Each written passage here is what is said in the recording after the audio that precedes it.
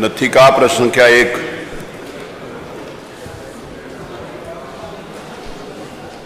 श्री प्रसन्न कुमार जी। श्री प्रसन्न कुमार जी, आप बहुत प्रसन्न हैं, कुछ पूछिए। माननीय अध्यक्ष जी, मैं आपका बहुत बहुत धन्यवाद करता हूं। एक प्रिंस बाद में बात करिए, अमीर विक्रम प्रिंस चलिए पीछे। सवाल के लिया आपने मुझे समय दिया। माननीय अध्यक्ष जी,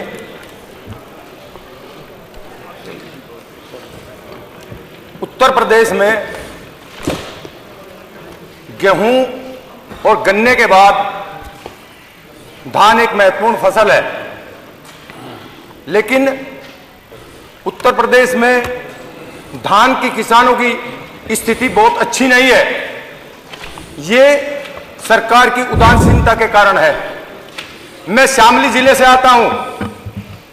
शामली जिले में धान की कुछ खेती होती है, लेकिन जो धान के क्रय केंद्र वहां लगाए जाते हैं, उन पर यदि किसान धान बेचने के लिए जाता है तो उसे बाध्यत किया जाता है और वहां से उसको भगा दिया जाता है।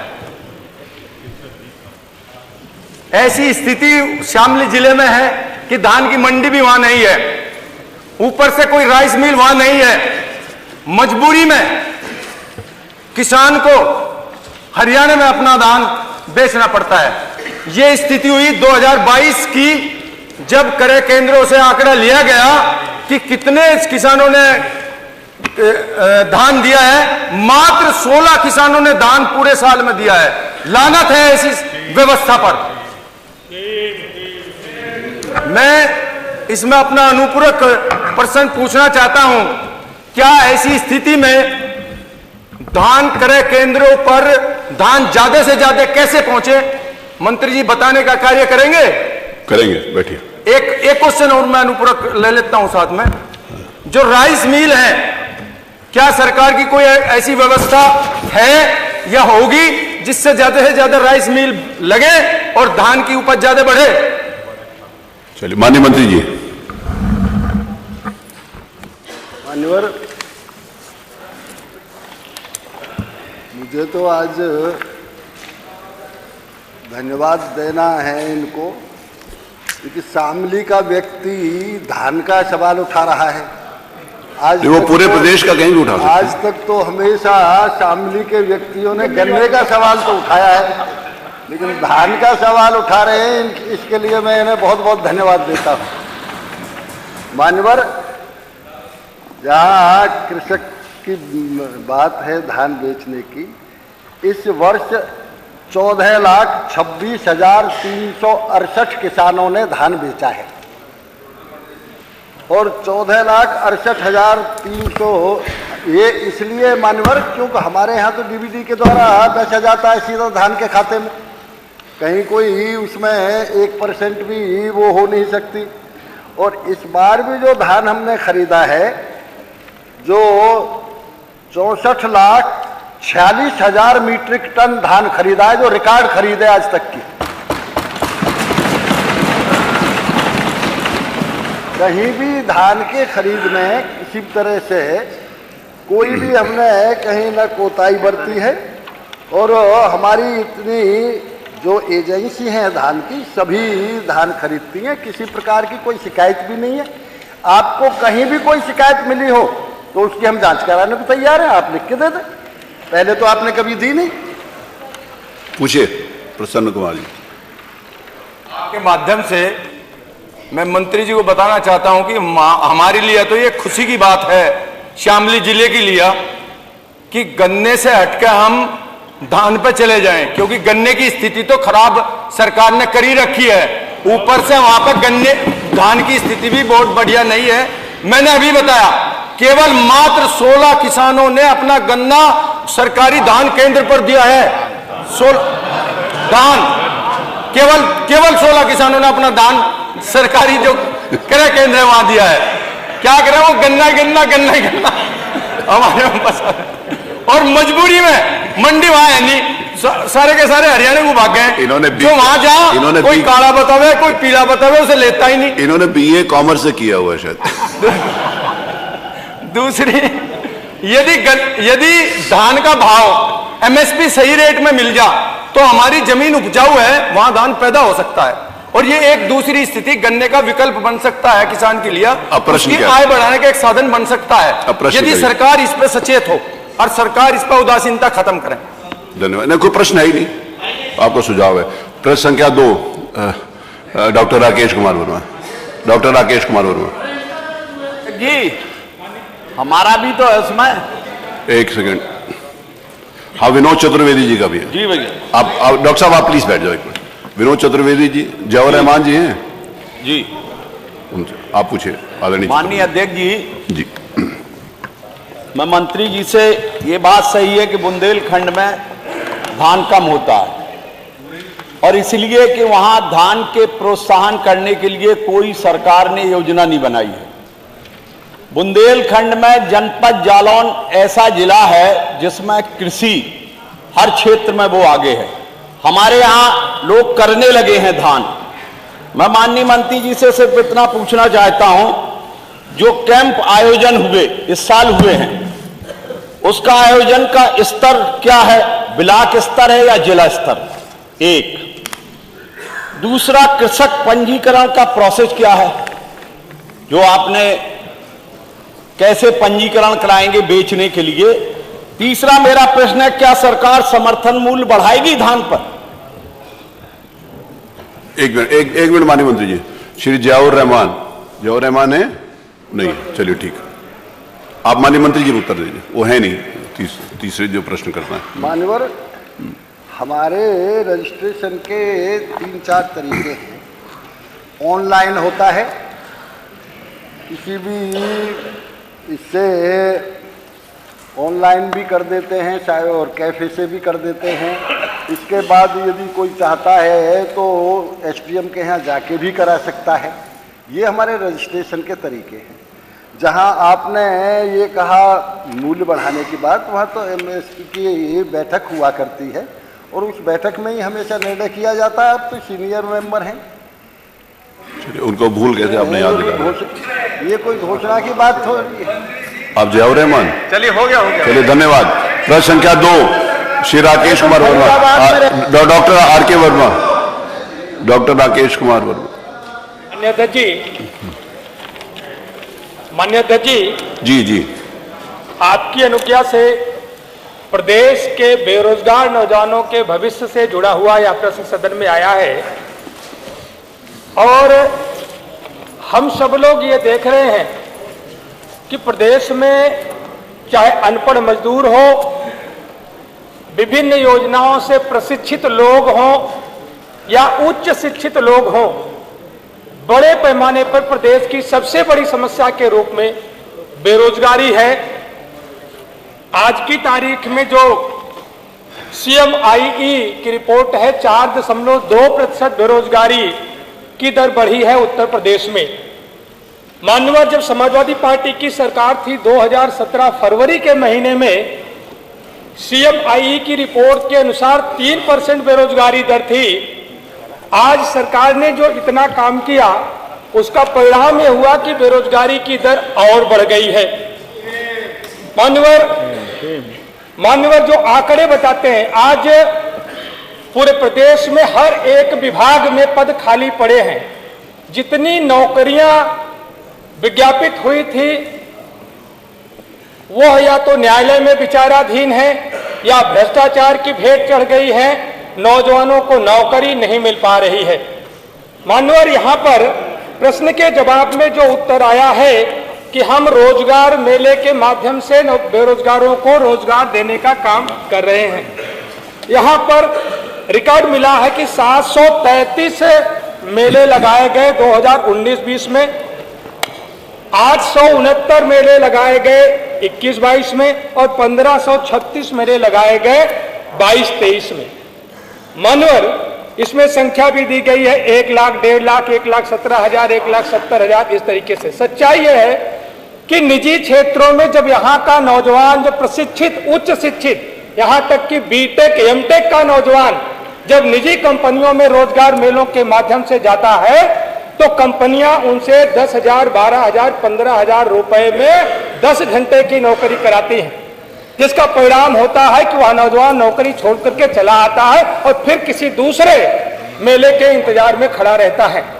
मानव कल्पना करें, एक बीटेक किया हुआ छात्र, एमटेक किया हुआ छात्र अगर 15,000 रुपए की नौकरी नोएडा में या लखनऊ में कर रहा है, 10,000 रुपए उसको घर का कमरे का किराया देना पड़ता है, अपने निजी खर्चे देखने पड़ते हैं, परिवार का खर्चा वो कैसे चलाता होगा, जिसका परिणाम होता है कि नौजवान नौकरी छोड़ के चला आता है और फिर से बेरोजगारी की लाइन में खड़ा हो जाता है। तो मानव पहले तो मैं सरकार से यही जानना चाहूंगा कि सरकार के विभिन्न मेलों के माध्यम से जितने अभ्यर्थियों का निजी कंपनियों में चयन हुआ है, क्या सरकार उनका परीक्षण कराएगी कि जो अभ्यर्थी यहां से गए हैं वह काम कर भी रहे हैं कि या फिर से छोड़ करके वापस आ गए हैं? पहला प्रश्न मानवर हमारा ये है। दूसरा ये है कि जो समाजवादी पार्टी के सरकार के समय में जो बेरोजगारी भत्ता दिया जाता था, सरकार क्या ऐसे नौजवानों को जो अपनी शिक्षा का समय पूर्ण कर चुके हैं, 30 वर्ष से 40 वर्ष की उम्र में है, क्या उनको बेरोजगारी भत्ता देने पर विचार करेगी? और तीसरा सबसे महत्वपूर्ण प्रश्न है कि जो विभिन्न विभागों में सरकारी पद खाली पड़े हुए हैं जिन पर भर्तियां नहीं हो रही हैं, क्या सरकार जो न्यायालय में विचाराधीन है, जो भ्रष्टाचार के भेंट चढ़े हुए हैं, उन पदों पर फिर से विज्ञप्तियां निकाल करके उन पदों पर भरने का कार्य करेगी, जिससे नौजवानों को रोजगार और नौकरी देने का काम किया जा सके? डॉक्टर संग्राम सिंह, संग्राम यादव, डॉक्टर संग्राम यादव, आपके आभारी हैं प्लीज कि आपने इतने महत्वपूर्ण प्रश्न पर हमें बोलने का अवसर दिया। मानवर, आज देश और प्रदेश की बहुत बड़ी समस्या बेरोजगारी है। इसको लेकर के जहां विपक्ष चिंतित है, वहीं सत्ता पक्ष भी प्रयास कर रहे हैं, लेकिन जो सार्थक परिणाम आने चाहिए वो परिणाम नहीं आ पा रहे। जैसा डॉक्टर आर.के. वर्मा ने कहा, चाहे वो सीएमई के आंकड़े हों, 2017 में जब समाजवादी पार्टी की सरकार थी उस समय के आंकड़े, और आज जब हम सदन में इस बात को उठा रहे हैं, हमने पिछले भी सत्र में बेरोजगारी जैसे महत्वपूर्ण प्रश्न पर माननीय श्रम मंत्री जी से कुछ जानना चाहता, तो आज बेरोजगारी लगातार बढ़ रही है और नौजवान महंगी शिक्षा, बड़ी बड़ी डिग्रियां लेकर के आज वो घूम रहा है, और जो आपके रोजगार मेले लग रहे हैं, उन रोजगार मेलों में जब वो जा रहा है, चयनित हो रहा है, तो माननीय श्रम मंत्री जी आप उसकी समीक्षा कर लें। चाहे आउटसोर्सिंग के माध्यम से नियुक्तियां हो रही हों और चाहे आप रोजगार मेले के माध्यम से नियुक्तियां हो रही हों, इतना कम पैसा उसे मिल रहा है कि नौजवान 2, 4, 5 महीने भी उससे अपना गुजारा नहीं कर पा रहा है, अंत में वहां से हट जा रहा है। और एक तरफ आपको यह भी समीक्षा करनी पड़ेगी, हम आरोप के लिए आरोप नहीं लगाते, सबसे ज्यादा प्रतियोगी परीक्षाएं आपके कार्यकाल में पेपर लीक हुआ, और पेपर लीक होने के कारण, भ्रष्टाचार होने के कारण बहुत सी भर्तियां जिनका परिणाम आ जाना चाहिए था, लेकिन आज तक परिणाम नहीं आया। 68,500 शिक्षक भर्ती में बहुत से पद खाली हैं। लगातार नौजवान आपके मंत्रियों का चक्कर काट रहा है, सचिवालय का चक्कर, अधिकारियों का चक्कर काट रहा है, लेकिन तरह तरह की बातें करके शिक्षा मंत्री कहते हैं माननीय मुख्यमंत्री जी से मिल लो। डॉक्टर संग्राम, आप प्रश्न करिए। तो माननीय अध्यक्ष जी, आज जो भ्रष्टाचार के कारण, प्रतियोगी परीक्षाएं जो पेपर लीक के कारण जिसमें परिणाम नहीं आ पाए, एक उदाहरण के तौर पे मैं आपके सामने रखना चाहता हूं। प्रश्न करिए। जूनियर एडेड हाई स्कूल शिक्षक भर्ती 2021 2 बार संशोधित परिणाम आया, इसके बाद भी आज प्रक्रिया अधर में पड़ी हुई है। प्रश्न कर लीजिए। तो मैं सरकार से प्रश्न करता हूं, क्या सरकार प्रभावी पैरवी करके जो हाई कोर्ट में इस तरह से भर्तियां का जिसपे आपके सार्थक, जिसके कारण प्रयास ना करने के कारण आज बरसों बरस से नौजवान चक्कर काट रहा है। क्या सरकार प्रभावी पैरवी करके ऐसे बेरोजगार नौजवानों को न्याय देने का काम करेगी? और दूसरा मनोहर, आउटसोर्सिंग ये कैंसर से भी घातक बीमारी है बेरोजगार नौजवानों के लिए। कहां बीटेक, एमटेक, बड़ी बड़ी डिग्रियां लिए नौजवान, 8,000, 12,000 हमारी प्रशिक्षित बहनें नर्स, और उस पर आप कौन सा नियम लागू कर दिए? एक नई सामंती व्यवस्था आप ला करके आउटसोर्सिंग के माध्यम से खड़ा कर दिए कि डॉक्टर भीमराव अंबेडकर साहब के भारत के संविधान के द्वारा जो हमें आरक्षण मिला था, वो आरक्षण को तो आपने पूरी तरह से खत्म कर दिया। हमारी प्रश्न करिए, 8-12 हजार पे प्रश्न करिए, भाषण काफी हो गया, 15 मिनट हो गए। तो क्या सरकार इस पर गंभीरता पूर्वक विचार करेगी कि जब आप उनको ट्रेजरी से माननीय संसदीय कार्य मंत्री जी पैसा दे रहे हैं तो आपको आउटसोर्सिंग रखने, ठेकेदार रखने की क्या आवश्यकता है? आप अपने विभाग से कहिए वो संविदा भर्ती करें, तो कम से कम जो 2-3 हजार रुपए कटौती हो जाती है उसके वेतन से, वो तो नहीं होगी। तो सरकार ऐसे गंभीर प्रश्न पर आउटसोर्सिंग को आप खत्म करिए। बहुत भ्रष्टाचार है, ठीक है, और उसकी जगह पर अब हो गया भाषण, विभाग को दें। मैं माननीय मंत्री जी से इन्हीं प्रश्नों का उत्तर माननीय मंत्री जी। माननीय अध्यक्ष जी, आपका धन्यवाद। माननीय मंत्री जी। माननीय अध्यक्ष जी, युवा शक्ति सरकार की प्राथमिकता है और हर हाथ को काम के संकल्प के साथ सरकार आगे बढ़ रही है।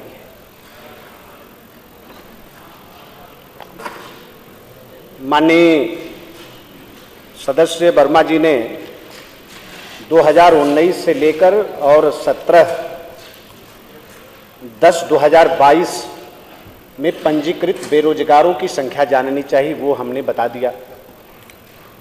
सरकार योजना बनाएगी ये आपने जानना चाहा,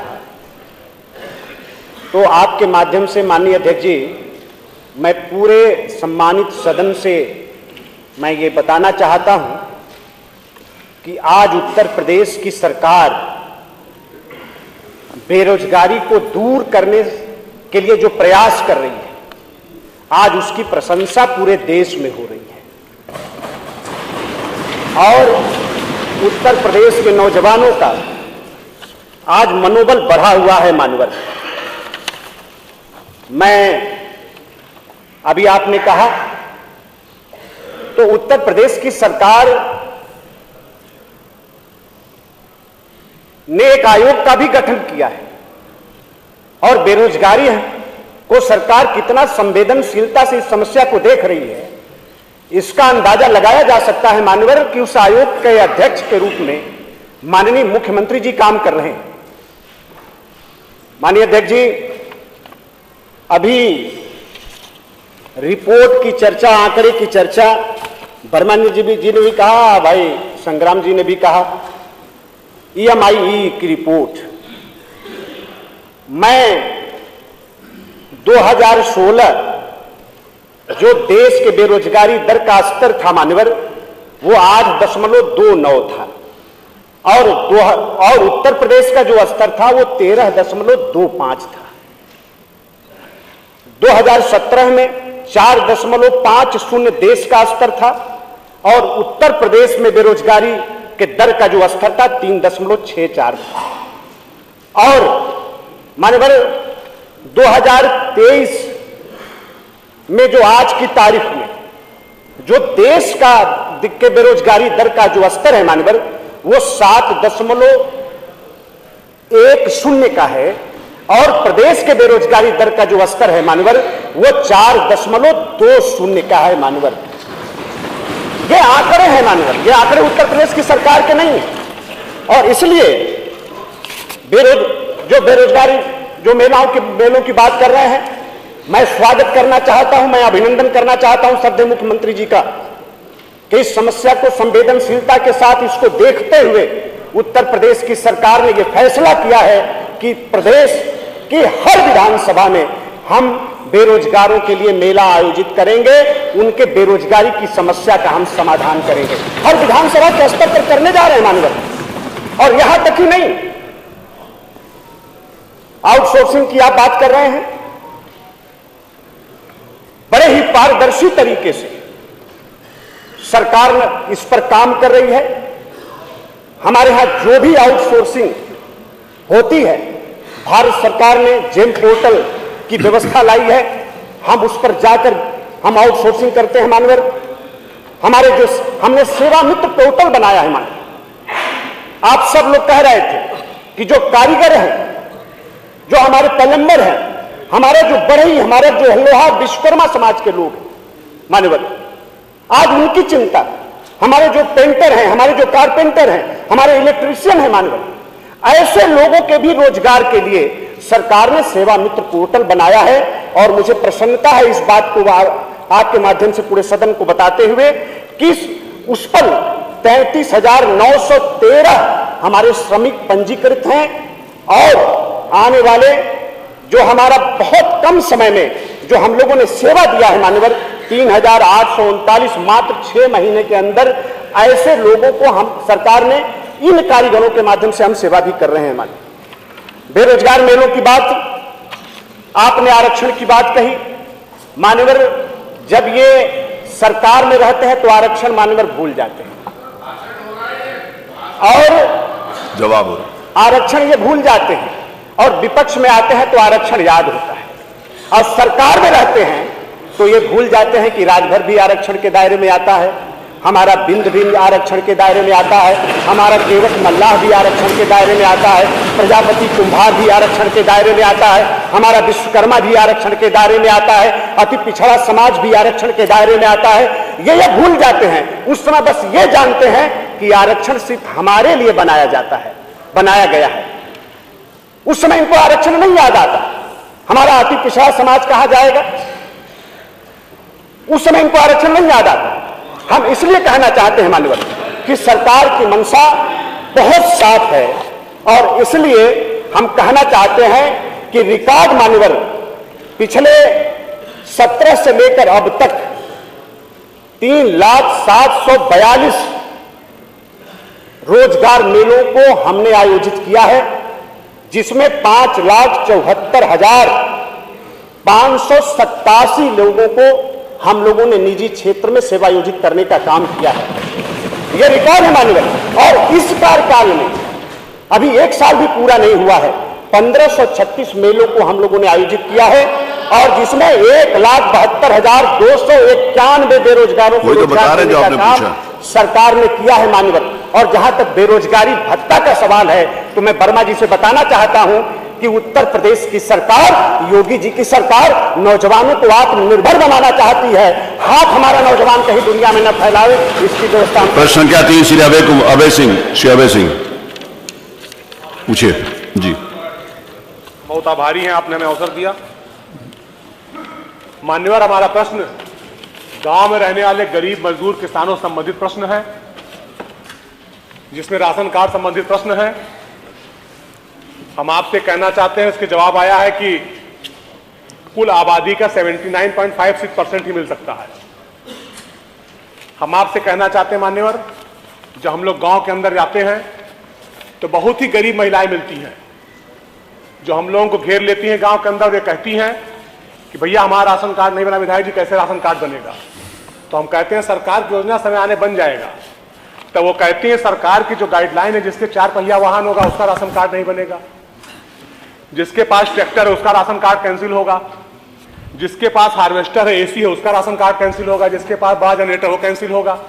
लेकिन भैया उनके यहाँ सब कुछ बाय और हमने कुछ ना बाय, हम मिट्टी मकान में रहते हैं, झोपड़ी में रहते हैं, हमारे पास राशन कार्ड नहीं है। तो हम आपसे जानना चाहते हैं, सरकार से जानना चाहते हैं कि जो 79.56% है, अगर सही तरीके से सरकार इसका जांच करा देगी तो कम से कम 35 से 40% अपात्र लोग राशन कार्ड का प्रयोग कर रहे हैं, वो कट करके, और जो पात्र लोग हैं उनको राशन कार्ड मिल जाएगा। हम ये भी कहना चाहते हैं कि बहुत सा डाटा इसमें ऐसा है जैसे मात्र 658 लोगों का राशन कार्ड पेंडिंग है। मान्यवर, हम आपको बताना चाहते हैं सदन के माध्यम से कि बहुत से लोग ऑनलाइन रजिस्ट्रेशन कराते हैं पोर्टल पे, जिनका समय तो लेखपाल सेक्रेटरी रिपोर्ट नहीं लगाते हैं तो डिलीट हो जाता है अपने आप, या कुछ समय बाद अपने आप ही डिलीट हो जाता है। तो जो इसकी पूरी प्रक्रिया है, इसको पारदर्शी होनी चाहिए कि आम आदमी भी उसके बारे में जाने कि कौन पात्र आदमी के पास है, किसके पास नहीं है। अभी कुछ दिन पहले जब भारत सरकार गाइडलाइन आई थी तो बहुत से लोग एफिडेविट दे दे करके अपना नाम कटवा रहे थे कि हम इसके पात्र नहीं हैं। उसका पता नहीं क्या परिस्थितियां ऐसी बनी कि लोगों ने उसको देना तो छोड़िए, मतलब कटवाना छोड़िए, एप्लीकेशन दे के जिन लोगों ने अपना नाम कटवा दिया था फिर अपना नाम जुड़वाने के एप्लीकेशन देने लगे हैं। हम सरकार से जानना कोई चाहते हैं, जानकारी है तो उसकी दे दीजिएगा। अरे अगर इस प्रकार के कुछ लोग हैं आपकी जानकारी में, वो दे देंगे। इनके SMI जानते हैं, इनके सारे अधिकारी जानते हैं, इनके फूड इंस्पेक्टर जानता है, कैसे बहुत प्रकरण है जी। तो हम ये जानना चाहते हैं सरकार से कि क्या वो जो भारत सरकार की गाइडलाइन आई हुई है कि ये मानक है, इस मानक के अनुसार जो मजबूत आदमी है, बड़े आदमी है, पैसे वाले हैं, राशन कार्ड बना हुआ है, उनका कार्ड कटवाएगी और गरीबों को दिलाना चाहेगी। माननीय मंत्री जी, दूसरी चीज, अच्छा, हम ये भी कहना चाहते हैं, गांव के अंदर हम लोग जाते हैं तो बहुत से कोटेदार हैं, उनकी भी समस्याएं होती हैं। जैसे वो कहते हैं भैया हम 6 महीना हो गया, हम लोग राशन वितरण कर रहे हैं, फ्री राशन वितरण प्रणाली, उसमें हमको हमारा कमीशन नहीं मिला है। कोटेदार मिलते हैं, कहते हैं कि MDM और जो आंगनबाड़ी केंद्रों हम सप्लाई कर रहे हैं उसमें हमको ट्रांसपोर्टेशन चार्ज नहीं मिला है। तो जब उनको उनका पैसा अच्छे से मिलता रहेगा वो भी सरकार की मंशा के अनुरूप काम करेंगे। नहीं तो अगर कोई किसी आदमी का पैसा कहीं रोका जाता है तो उससे जब पैसा नहीं मिलता तो पैसे कहीं इधर उधर से पूरा करता है, वो कैसे पूरा करेगा? उसी पूरा न करने की स्थिति में अपात्र पात्र हो जाता है, अपात्र अपात्र हो जाता है। प्रश्न तो हमारा सरकार से अनुरोध है और ये जानना चाहते हैं कि अपात्र लोगों को जो सरकार की गाइडलाइन है उसके अनुसार कब तक आप हटाएंगे और पात्र लोगों को राशन कार्ड देंगे, और इसको बिल्कुल युद्ध स्तर पे सर्वे करा करके जो गांव के अंदर रहने वाले गरीब हैं, मजदूर हैं, किसान परिवार के लोग हैं, उनको राशन कार्ड दिलवाने का काम करेंगे। माननीय मंत्री जी। माननीय अध्यक्ष जी, ये केंद्र सरकार के 2011 की जनगणना के अनुसार राशन कार्ड बनाने की प्रक्रिया है। उस प्रक्रिया में जो गांव की आबादी तय की गई है वो 79.56% और शहर की आबादी जो तय की गई है 64.43% ये तय की गई है। इसके मुताबिक ये एक सतत प्रक्रिया है, क्योंकि कुछ लोग जन्म लेते हैं, कुछ लोग चले जाते हैं, ये सतत प्रक्रिया है राशन कार्ड बनने की। आपने जो बात कही थी, अयोध्या में 1,44,628 राशन कार्ड है। आपको कहीं भी यदि कोई शिकायत हो, वैसे लगता तो ये है मान्यवर शायद पूर्ववर्ती कार्यक्रम के अनुसार इन्हें राशन कार्डों की जानकारी बहुत ज़्यादा है राशन डीलरों की, क्योंकि उन्होंने कमीशन की बात भी कही होगी। मैं ये अनुरोध कर रहा था, एक जो भी एक तय है वो केंद्रीय सरकार के द्वारा तय होता है, वो सबको चाहे वो ट्रांसपोर्टेशन हो वो दिया जाता है, समय से दिया जाता है, और उनको जो भी कमीशन होता है वो भी समय से दिया जाता है। यदि आपको कहीं ये शिकायत है कि अपात्र को मिल गया है और सुपात्र रह गए हैं, तो आप मुझे दे दें, मैं जानकारी मैं उसकी जांच कराए देता हूं और उस पर कार्रवाई कर देता है। माननीय मंत्री जी, मेरा ये निवेदन है, क्योंकि ये जो अपात्र और सुपात्र वाली बात आई है, तो बहुत सारे इस प्रकार के जो विषय आते हैं, जो लोग अपात्र हैं उनको अगर राशन कार्ड मिला है तो एक जनरल इसकी जांच करवा लीजिए। जो लोग अपात्र हैं उनको कट जाना चाहिए और पात्र को मिलना चाहिए। प्रश्न संख्या 4 आप दे दीजिए। वो आपने ये गाइडलाइन को मालूम है, कोई चर्चा ही नहीं किया। वो मैंने बताया, गाइडलाइन उन्होंने बताया गवर्नमेंट ऑफ इंडिया के द्वारा बनाई जाती है, चर्चा करी है उन्होंने, चर्चा करी है। जो आपने बोला उसका जवाब आया है, उसमें उसका जवाब उन्होंने दिया है कि गाइडलाइन गवर्नमेंट ऑफ इंडिया बनाती है, उसके आधार के ऊपर है, ये जवाब आ चुका है। श्री अखिलेश हैं, श्री अखिलेश, श्री अजय कुमार, दोनों लोग हैं तो खड़े हो जाइए फिर। माननीय अध्यक्ष जी, जैसा कि ये मूल प्रश्न था कि प्रदेश में बढ़ती महंगाई को दृष्टिगत रखते हुए न्यूनतम मजदूरी दर पुनरीक्षित करने पर सरकार विचार करेगी। सरकार ने कहा जी हाँ। बड़ी अच्छा लगा कि पुनरीक्षित करने की इच्छा है, लेकिन मेरा कहना है कि प्रति माह जो मजदूरी दर है वो बहुत ही कम है। अकुशल को 5750 रुपये, अर्धकुशल मजदूर को 6325, और कुशल मजदूर को 7,085 रुपये, जो कि मेरे विचार से बहुत ही कम है। इसे बढ़ाए जाने की आवश्यकता है। और मैं तो ये कहूँगा कि आज देश में जो कमेरा वर्ग है, जो अपने हाथों से कमा के खा रहा है और सबका पेट भर रहा है, चाहे वो मजदूर है चाहे किसान है, आज वो बदहाल है, वो ही आज परेशान है।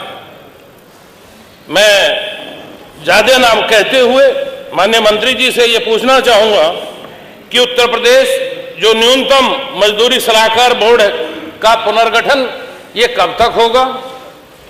दूसरा मेरा सवाल अनुपूरक इसमें यह भी है कि मनरेगा में प्रतिदिन के हिसाब से एक मजदूर को कितनी धनराशि दी जाती है?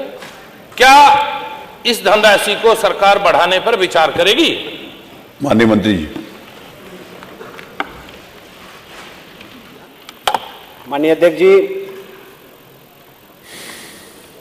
अनुसूचित नियोजनों में नियोजित कर्मकारों के देर न्यूनतम मजदूरी का निर्धारण पुनरीक्षण न्यूनतम मजदूरी सलाहकार बोर्ड करता है। माननीय अध्यक्ष जी, सलाहकार जो बोर्ड बनाना है वो क्रियाशील है, उसको हम बना रहे हैं।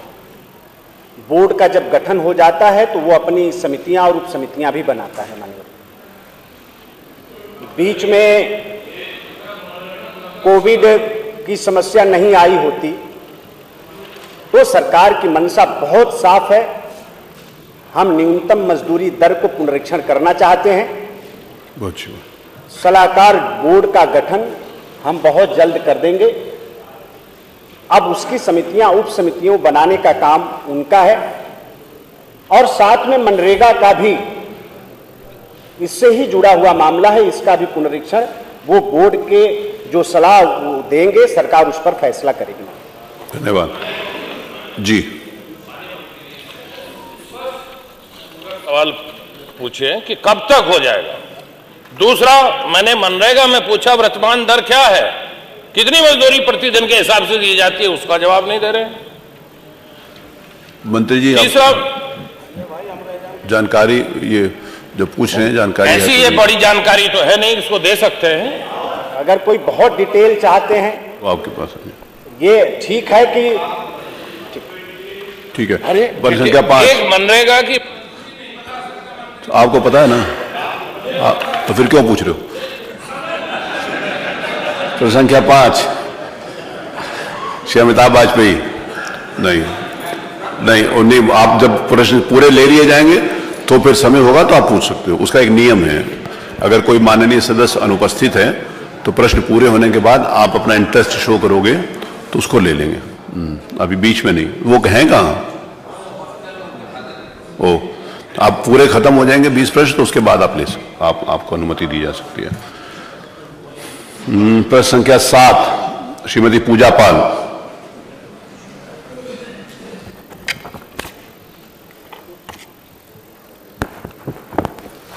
आज के युग में ग्रामीण महिलाओं एवं लड़कियां अपनी पैरों पे खड़ा होना चाह रही हैं और सरकार की जिम्मेदारी बनती है कि उन ग्रामीण महिलाओं और लड़कियों को का सहयोग करें। प्रदेश सरकार प्रदेश की बेरोजगार महिलाओं लड़कियों को सरकार लघु या कुटीर उद्योग के माध्यम से कोई रोजगार प्रदान करेगी, जिससे प्रदेश की महिलाएं भी प्रदेश की विकास में अपना योगदान दे सकें और अपना जीवन यापन अच्छे से व्यतीत कर सकें। माननीय मंत्री जी, हमारे विधानसभा चायल जनपद कौशाम्बी में भी कोई कुटीर एवं उद्योग नहीं है। क्या सरकार उस क्षेत्र में भी कोई उद्योग लगाने जाने की काम करेगी? माननीय मंत्री जी। सरकार महिला और पुरुष में कोई भेद नहीं करती। जो हमारे बेरोजगार युवाओं के लिए जो सरकार योजना चला रही है, वो सारी की सारी योजनाएं जो बेरोजगार महिलाएं हैं उनके लिए भी हम चला रहे हैं माननीय। हमारे जो पोर्टल है उस पर वो अपने को पंजीकृत करा के वो चाहे तो अपनी बेरोजगारी की समस्या का समाधान करा सकते हैं। मान्यवर, एक सूचना मैं देना चाहता हूं कि अभी 2017 से लेकर अब तक जो हमारे यहां रजिस्टर्ड हमारी जो बहनें हैं, बेरोजगार बहनें, तकरीबन 42,279 हमारी बहनों को रोजगार से निजी क्षेत्र में उनको सेवायोजित किया गया है।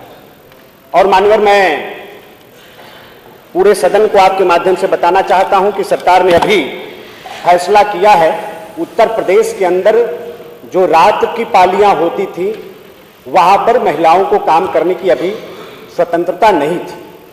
उत्तर प्रदेश की सरकार ने यह फैसला किया है और एक मानक निर्धारित किया है कि जितने भी कल कारखाने, व्यापारिक प्रतिष्ठान हैं, अगर वो महिलाओं से अगर रात की पाली में काम कराना चाहते हैं तो उसके लिए एक मानक सरकार ने निर्धारित किया। उस मानक को पूरा करते हुए बहनों की सुरक्षा की पूरी जिम्मेदारी के साथ वो रात की पाली में भी काम करा सकते हैं। सरकार ने इसकी व्यवस्था किया और जितने भी, चाहे सेवा मित्र पोर्टल हो मान्यवर, चाहे कोई भी सरकार की योजना हो, उससे हमारी बहनें भी जुड़ सकती हैं। सरकार कोई भेदभाव नहीं चाहती है, महिला और पुरुष को दोनों को साथ लेकर चलना चाहती है। जैसा आपने अपने विधानसभा के बारे में, अपने जनपद के बारे में कहा है, हम स्वागत करना चाहते हैं मानवर। ग्लोबल इन्वेस्टर समिट को लेकर यहां बहुत चर्चा हुई, लेकिन 25,000 से भी ऊपर निवेशकों ने यहां इकट्ठा होकर निवेशकों के दृष्टि से एक महाकुंभ बुला देने का काम किया। और सिर्फ राजधानी में ही नहीं, बड़े महानगरों में ही नहीं, हर जिले में बेरोजगारी की समस्या को देखते हुए हर जिले में और जिले के हिसाब से निवेश होने जा रहा है मान्यवर। और बहुत बड़े पैमाने पर बेरोजगारी की समस्या का समाधान ग्लोबल इन्वेस्टर समिट के माध्यम से सरकार करने जा रही है। तकरीबन 1 करोड़ बेरोजगारों को रोजगार ग्लोबल इन्वेस्टर समिट के माध्यम से मिलने जा रहा है मान्यवर। तो उनके जनपद में भी निश्चित तौर पर हम डिटेल, अगर वो चाहेंगे तो मैं भिजवा दूंगा, कितना निवेश उनके जनपद में आया उसका भी डिटेल भिजवा देंगे। क्या क्या प्रतिष्ठान, व्यापारिक वहां स्थापित होने जा रहे हैं उसका भी डिटेल मानव भिजवा देंगे। बहुत पूजा जी, आप और कुछ पूछेंगी? एक मिनट पूजा जी, कुछ और आपने पूछना तो पूछिए। महिला सदस्य ने प्रश्न उठाया तो जरा अवसर मिलना चाहिए। में जितनी महिलाओं को चयनित किया गया है उनमें से कितनी महिलाओं को स्वावलंबित बना दिया गया है? रोजगार मेले में जितनी महिलाओं को चयनित किया गया उनमें से कितनी महिलाओं को रोजगार मिला? हाँ जी, मैं वही बता रहा हूं। वो जो हमने आपको बताया कि 24,279 ये बहनें रोजगार मेलों के माध्यम से ही रोजगार पाई। चलिए, धन्यवाद। श्री पंकज मलिक नहीं है, पंकज मलिक नहीं है। प्रश्न संख्या 8 मोहम्मद फहीम इरफान, पूछिए। माननीय अध्यक्ष जी, मेरा प्रश्न पेट्रोल पंपों पर मिलावट और घटतौली के जरिए आम जनमानस को पहुंचाई जा रही नुकसान की समस्या के बारे में था। मेरे द्वारा प्रश्न में उठाई गई समस्याओं की गंभीरता से सरकार परिचित और सहमत है। इसी के दृष्टिगत मैं माननीय अध्यक्ष जी आपके माध्यम से माननीय मंत्री जी से पूछना चाहूँगा, क्या सरकार उत्तर में वर्णित शासनादेश के क्रम में मिलावटी और घटतौली की जांच हेतु गठित की गई 364 टीमों द्वारा लगभग 1 साल में प्रति टीम मात्र 9 की औसत 3,251 रिटेल आउटलेट का निरीक्षण करने और 142 स्थान पर अनियमितता पाने भर से सरकार संतुष्ट है? और माननीय अध्यक्ष जी, सरकार के आदेश पर गठित इन 364 जांच टीमों द्वारा कितने सैंपल जांच हेतु भेजे गए? माननीय अध्यक्ष जी, बहुत गंभीर विषय है ये मिलावट का, क्योंकि सभी गाड़ियां चलती हैं, हम लोग भी गाड़ियों में चलते हैं, किसान हो, नौजवान हो, हम सब लोगों का जुड़ाव रहता है पेट्रोल पंप से। तो ये मिलावट का मामला इस वक्त बहुत ज़्यादा जोरों पर है। तो मैं माननीय अध्यक्ष जी, सैंपल गलत पाए जाने पर आपके माध्यम से माननीय मंत्री से पूछना चाहूँगा कि सैंपल गलत पाए जाने पर कितने लोगों के विरुद्ध दंडात्मक कार्रवाई हुई? और माननीय अध्यक्ष जी, आपके माध्यम से मैं मंत्री जी से ये पूछना चाहूँगा कि सरकार की ओर से माननीय मंत्री जी 100% पेट्रोल पंपों की घटतोली और मिलावट संबंधी जांच किस निश्चित अवधि में पूरा कराने का आश्वासन सदन में रखेंगे? माननीय मंत्री जी। ये प्रदेश में जो हमारी 364 टीम है, ये 12 महीने की सतत प्रक्रिया है। ऐसा नहीं है, कभी कभी विशेष अभियान चलाए जाते हैं। इस सतत प्रक्रिया में ही आपको जवाब में भी मिल गया है। एक 3,251 निरीक्षण हुए थे। 9,520 पंपों में से 142 अनियमितताएं मिली, चालान 51 हुए और FIR 2 हुई। मार्केटिंग डिसिप्लिन गाइडलाइंस का 89 ने 89 ने वो किया था उल्लंघन, उन पर कार्रवाई हुई। ये हमारी सतत प्रक्रिया है और इसमें जांच में जो भी दोषी पाया जाता है उसकी FIR तो उसके बाद बाबूलाल को लेंगे। अब इसको काट दीजिए तो क्या इस कम संख्या में सैंपल लेने से आप संतुष्ट हैं, ये पूछ रहे थे। ऐसा है वर्मा जी, मैंने बताया आपको, सैंपल तो निरीक्षण तो 3,251 किए गए थे। एक 364 टीम मैं द्वारा, कह रहा हूं- यानी एक पर पड़ा 9 अवसर, तो इतने से ही आप संतुष्ट हैं? 9,520 कुल पेट्रोल पंप हैं पूरे प्रदेश में, जिसमें से लगभग 35% की निरीक्षण हुए एक साल में। और ये सतत प्रक्रिया है, मैं कह रहा हूँ, इसकी जांच होती रहती है। जहाँ ये मिलावट के खिलाफ तो पूरी तरह से हमारी सरकार सजग है। यदि कहीं कोई भी किसी भी प्रकार की शिकायत आती है तो तत्काल उसका निरीक्षण कराया जाता है और उस पर कार्रवाई की जाती है दोषी होने पर। क्या नाम श्री तूफानी सरोज, आप पूछिए। 364 टीमों द्वारा एक साल में प्रति टीम मात्र 9 की औसत से केवल 3251 रिटेल आउटलेट पे गई। अभी माननीय मंत्री जी ने कहा कि हमने एक अलग से भी विशेष टीम लगा रखी है।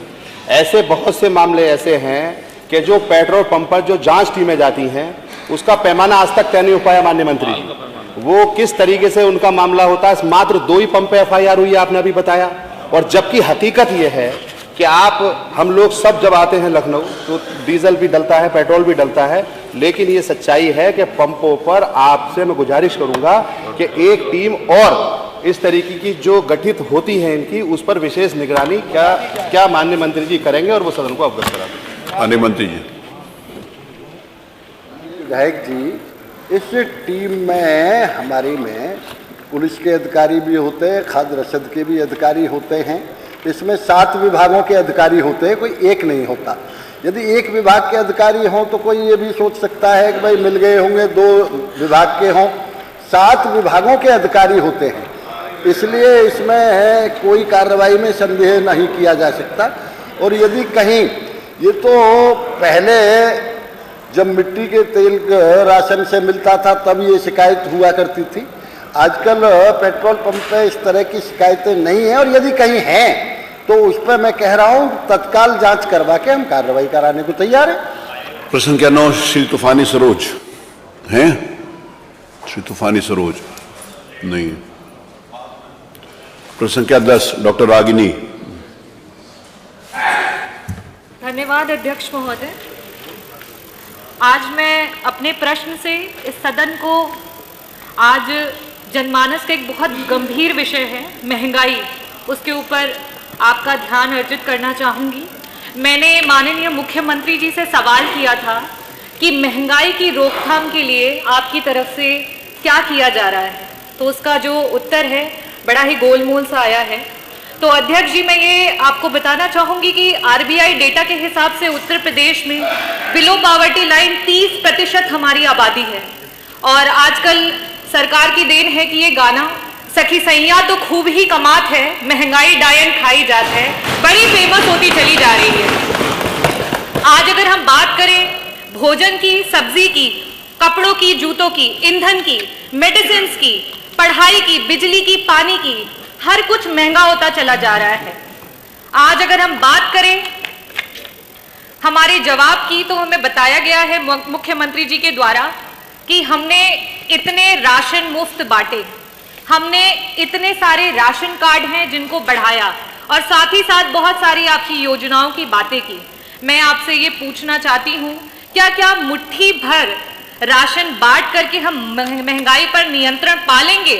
और साथ ही साथ आप जो ये मुट्ठी भर राशन बांट रहे हैं उससे कुछ विशेष पूंजीपतियों को अप्रत्यक्ष रूप से लाभ पहुंचा रही है सरकार। कृपया मुख्यमंत्री जी बताने की कृपा करेंगे कि मुफ्त राशन जो बांटे गए हैं, तेल, नमक, आटा इत्यादि, किन कंपनियों से इन्हें खरीदा गया है और किन मूल्यों पे खरीदा गया है? साथ ही साथ आपने कहा कि आपने राशन कार्ड के नंबर्स को बढ़ा दिया है, तो मैं ये पूछना चाहूंगी कि नंबर बढ़ाने से पहले और नंबर बढ़ाने के बाद किस तरीके से महंगाई को आपने रोका है, किस तरीके से उस पर नियंत्रण पाया है? आपने बताया कि अधिनियम 2013 के हिसाब से जो भी राशन कार्ड धारक थे उन सभी को आयोडाइज नमक, साबुत चना और रिफाइंड सोयाबीन ऑयल, ये सारी चीजों का निःशुल्क वितरण किया गया है। तो मैं ये भी पूछना चाहूंगी कि ये जो मुफ्त वितरण हुआ है ये किन कंपनियों के द्वारा और किन मूल्यों पे इनको खरीदा गया है? साथ ही साथ अध्यक्ष महोदय, एक महिला होने के नाते जब मैं अपने क्षेत्र में जाती हूँ, बहुत सारी बहनें जो विधवा हैं और उन्हें आपके द्वारा 1000 रुपए का जो धनराशि मिलती है, तो मैं आपके द्वारा ये पूछना चाहती हूँ कि आए दिन आपके सिलेंडर के जो दाम हैं वो आसमान छू रहे हैं, तो इन महिलाओं के लिए क्या सरकार मुफ्त गैस सिलेंडर, आपने कनेक्शन तो करवा दिए, क्या मुफ्त आप सिलेंडर उन्हें देने का कष्ट करेंगे? क्योंकि वो 1000 रुपए तो सिर्फ आपके सिलेंडर खरीदने में उनके चले जाते हैं, तो बाकी वो अपना जीवन यापन कैसे करेंगी? धन्यवाद। माननीय मंत्री जी। माननीय अध्यक्ष जी, उत्तर प्रदेश की लगभग 24-25 करोड़ जनता में से इस समय 14 करोड़ व्यक्तियों को मुफ्त राशन दिया जा रहा है। ये पूरी दुनिया का, केवल ये पूरे दुनिया की एक मिसाल है कि जहां पड़ोसी देशों में राष्ट्रपति भवन में जनता घुस जाती हो राशन के लिए, जहां पड़ोसी देशों में लाइन लग के राशन बिक रहा हो और उस पर भी कई आदमियों की मौत हो जाती हो, वहां आज पूरी दुनिया में अकेला एक हिंदुस्तान और उत्तर प्रदेश ऐसा है कि जो आधी से ज्यादा आबादी को आज मुफ्त राशन दे रहा है। दूसरे नंबर, मुफ्त गैस सिलेंडर दिए गए, लगभग 1,75,00,000 गैस कनेक्शन मुफ्त दिए गए। उनको भी अभी भी लगातार सतत 235 रुपए की सब्सिडी दी जाती है एक गैस कनेक्शन पे। मैं इतना अनुरोध करना चाहूंगा, जहां आपने ये पूछा था कि किस कंपनी से खरीदा, ये बातें तो पहली सरकारें ज्यादा ध्यान रखती थी, हमारी सरकार इन बातों पर ज्यादा ध्यान नहीं देती है। ठीक है, ये तो किसको किससे सेटलमेंट करना है, सेटलमेंट की बात नहीं होती, यहाँ तो ऑनलाइन व्यवस्था है, इसलिए पारदर्शी व्यवस्था होती है। डॉक्टर रागिनी। अध्यक्ष जी, जवाब फिर से गोलमोल ही मिला है और मैंने आदरणीय मंत्री जी से यही जानना चाहा है कि जो हमारी विधवा महिलाएं हैं उनको क्या आप मुफ्त में सिलेंडर देंगे या नहीं देंगे, गैस सिलेंडर? और किन कंपनियों से आपने जो राशन की बात की है, वो तो आ गया उत्तर। वैसे तो पुरानी सरकारों में इतनी महंगाई नहीं थी कि खून के आंसू जनता रोए, आज महंगाई की वजह से जनता बारंबार रो रही है। तो आपसे अनुरोध है कि कृपया करके जो विधवा महिलाएं हैं उन्हें मुफ्त में गैस सिलेंडर पहुंचाएं। मानवर, मुझे अच्छी तरह से याद है जब आप भी इधर बैठा करते थे, तब इसी विधानसभा में ये सवाल उठा करता था कि आज भूख से बुंदेलखंड में इतने आदमी मर गए, आज भूख से इतने आदमी वहां मर गए। उत्तर प्रदेश सरकार ने दुनिया की सबसे बड़ी महामारी के बावजूद भी एक व्यक्ति भूख से नहीं मरने दिया। ये उत्तर प्रदेश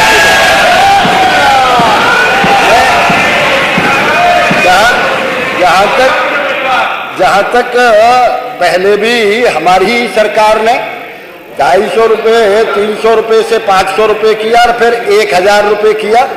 और डॉक्टर साहब ने जो बातें कही हैं, निश्चित रूप से हमारी सरकार पूरी तरह संवेदनशील है और हर तरह से किसी भी व्यक्ति को सहायता करने में कहीं कोई कमी नहीं छोड़ी जाती। प्रश्न संख्या 11 श्री अतुल प्रधान। के लिए ये 15 करोड़ जनता को मुफ्त राशन देकर के किस तरीके से महंगाई की रोकथाम कर रहे हैं, उसका तो कोई भी जवाब नहीं आया। अध्यक्ष जी, जवाब तो समझ ही नहीं आया, किस तरीके का जवाब आया? ये आपकी समझ पर डिपेंड करता है, जवाब आ गया। वो प्रश्न संख्या 11 श्री अतुल प्रधान। माननीय अध्यक्ष जी, धन्यवाद आपका बहुत बहुत। मुझे उम्मीद है कि माननीय मंत्री जी, जिस तरीके से पूर्व वाले माननीय मंत्री जी ने बार बार पहली सरकार की बात कही है, हमारे वर्तमान जिनसे मेरा सवाल है रोडवेज के ऊपर, ये भी पूर्व के सरकार के बारे में इसके विषय में जो मैंने सवाल पूछा जरूर बताएंगे। हमारे यहाँ रोडवेज, चिंता मत करो, आपका नंबर आएगा, इधर भी बैठ। अरे पूछो, इधर गड़बड़ कर देते हो फिर। हमारे यहाँ लाइफलाइन है रोडवेज बस, जिसमें लगभग 15-16 लाख यात्री हर रोज यात्रा किया करते हैं। और वो ऐसी आबादी है जो कहीं गरीबी से नीचे रेखा वाले, कहीं किसान, कहीं मजदूर, कई छात्र एक जगह से दूसरी जगह जाया करते हैं। हाल उन बसों का यह है कि किसी बस के सामने का शीशा नहीं होता तो ड्राइवर हेलमेट लगाए हुए मिलता है। कोई बसें ग्रामीण अंचल से निकल के चलती हैं तो अखबारों में सुर्खियां बनता है कि सीढ़ी नहीं है। कई बार पता चलता है अखबारों के माध्यम से, अन्य माध्यमों से लोग देखते हैं कि बस के ऊपर की छत ही नहीं है। और अगर कहीं फर्श की बात करें, कहीं शीशे की बात करें, कहीं साइड मिरर की बात करें, कहीं धूल की बात करें। कौन से जिले में है सब ये सब? रोडवेज की बसों की कौन से जिले में? इतनी बुरी हालत है। मेरा क्वेश्चन यही है, बोलते रहो, पूछूंगा उतना ही। अरे ठीक है, मेरे से पूछो, आप उधर नहीं, आप बोलते हो, पूछूंगा उतना ही। हाँ, मान्यवर रोडवेज बसों की जर्जर हालत की बात मैं कर रहा हूं। इस समय जो स्थिति यह है कि 2012 से 17 के बीच में लगभग 4800 बसें नहीं खरीदी गई और 2000 मैं पूछना चाहूंगा 17 से 22 के बीच में कितनी नई बसें खरीदी गई? प्रश्न क्या है? और इस समय वर्तमान में क्या स्थिति है? आपकी वर्कशॉप जो चल रही है, उनकी 2 बड़ी वर्कशॉप हैं मान्यवर कानपुर में, जहां पर नई बॉडी बनकर बसें आया करती थी। पिछले 6 साल से, अभी कुछ दिनों की तो मैं कहता नहीं, अब प्रश्न करो, लेकिन पूरे 6 साल में वहां पर आपके जो कर्मचारी बैठे हुए थे वो भी फ्री हो गए। अब प्रश्न क्या पूछो? सब बात तो रखने दीजिए, आगे बात आगे। ऐसी स्थिति है, मैं ये पूछना चाहता हूं माननीय मंत्री जी से कि पहले 7.5 साल में एक बस नीलामी में चली जाती थी और लगभग 8 लाख किलोमीटर के बाद आज 10 साल तक और 10 साल से बाद में भी, क्योंकि हमारा एनसीआर का क्षेत्र है, गाजियाबाद, नोएडा, मेरठ, हापुड़, बुलंदशहर, वहां से जो 10 साल से ऊपर के भी बसें हो जा रही हैं, क्या वो पूर्वांचल की तरफ आप भेज दिए हैं या भेजने वाले हैं? इसके साथ साथ जो टेक्निकल मुआयना है वो हर 2 साल में हुआ करता था, 2 साल में होता था टेक्निकल मुआयना। उस टेक्निकल मुआयने में क्या आपको इस तरह की चीजें नहीं दिखाई देती कि बस जर्जर हालत में है, दिक्कत में है, लोग परेशानी में है, कई जगह लोग धक्का लगाते हुए दिखाई देती है? आप प्रश्न पूछो। एक चीज और मैं पूछना चाहता हूं, कितनी हो गई? इन्होंने कितनी चीजें पूछ चुके हो अभी तक? 16 साल, अभी 2017 से लेकर 22 तक और 1 साल ये भी चला गया। आपने regular driver, conductor, junior station incharge, junior foreman या एआरएम की या बैकलॉग की क्या कोई भर्तियां आपने निकाली हैं या आप इस विषय में कुछ सोच रहे हैं? क्या वो निकालेंगे भर्तियां? इसके अलावा अब सारे पूछ लेंगे जो इससे संबंधित है वो पूछिए। संबंधित पूछो। नहीं है, भर्तियां इसमें नहीं है, मूल प्रश्न में आपके नहीं है, सारी भर्तियां सब कुछ इसमें मत पूछो। हाँ, दूसरा जो पूछा है, जो प्रश्न किया उसके ऊपर अनुपूरक करिए, पूरे दुनिया जहां का मत पूछिए। माननीय मंत्री जी, इसको पहले जवाब दे दूं, वो जो प्रश्न का जवाब है उसको भी जवाब देंगे। इन्होंने प्रश्न किया है कि क्या परिवहन मंत्री बताने की कृपा करेंगे कि प्रदेश में परिवहन निगम द्वारा संचालित दर्जन बसों को बदलने, यात्रियों को साफ सफाई एवं सुखद सफर मुहैया कराने तथा प्रदेश के ग्रामीण क्षेत्रों में अधिक दूरी तक बसें चलाने की सरकार की कोई योजना है। इन्होंने, इनका प्रश्न है, देखिए और बहुत सारी चीजें पूछे, उसको भी जवाब दे देंगे, अलग से भी दे रहे हैं। इन्होंने उसमें हमने ये सही है कि कोरोना काल में 2 वर्षों में कोई नई बसें नहीं खरीदी गई, जिसके कारण कुछ पुरानी बसें जो हमारी उसमें संचालन नहीं कराई जा सकती थी, लेकिन लोगों को आवश्यकता के अनुसार क्योंकि नई बसें नहीं खरीदी गई इसलिए चलाई गई। आपको मालूम है कि जब कोरोना काल में केजरीवाल ने लाखों लोगों को दिल्ली के बॉर्डर पर भेज दिया, कोई ड्राइवर और कंडक्टर प्राइवेट व्यक्ति जब अपने घरों से नहीं निकल रहे थे, उस समय परिवहन निगम के चालक और परिचालक अपनी जान को जोखिम में डाल करके उनको घरों तक पहुंचाने का काम किया। हमारे बहुत सारे बच्चे जो है कोटा में गिरे हुए थे, उनको जान जोखिम में डाल करके उनको घर तक पहुंचाया। इलाहाबाद में बहुत सारे जो बच्चे थे जो परीक्षा के लिए वहां इलाहाबाद में फंसे थे, उनको भी घरों तक पहुंचाने का काम किया। कोरोना की परवाह न करते हुए भी हमारे चालक और परिचालकों ने अपने जान को जोखिम में डाल करके लोगों को सुरक्षित पहुंचाने का काम किया। ये इसलिए हम लोग पुरानी बसों को चलाते, हमारे यहाँ नियम है कि या तो 10 साल पुरानी बस हो या 11 लाख किलोमीटर चल चुकी हो, उसको हम निष्प्रयोज्य करते हैं। अभी हमने 778 पुरानी बसों को नीलामी हेतु निष्प्रयोज्य घोषित किया जा चुका है। 150 मेरे आपको पहले जवाब दूं फिर पूछिएगा, बता दें। 150 नई बस BS6 बसें क्रय की जा चुकी है। 775 नई BS6 बसों को बस बॉडी निर्माण का कार्य गतिशील है। 650 नई डीजल बस एवं 100 CNG बस क्रय करने की प्रक्रिया गतिशील है। बसों की सफाई धुलाई के लिए डिपो में ऑटोमेटिक बस वॉशिंग प्लांट लगे हुए हैं। जो 40 बसों से कम की जो डिपो है वहां पर हम मैनुअल कराते हैं, उसकी भी सूची है, यदि आप कहेंगे तो भेज देंगे। ग्रामीण क्षेत्रों के लिए अधिक दूरी तक परिवहन निगम द्वारा बसों की अनुबंधित कर ग्रामीण क्षेत्रों में बसों संचालित करने हेतु ग्राम बस अनुबंध योजना 2022 दिनांक 28/9/2022 को लागू की गई है, जिसके अंतर्गत 100 किलोमीटर तक की दूरी अनुमन्य है।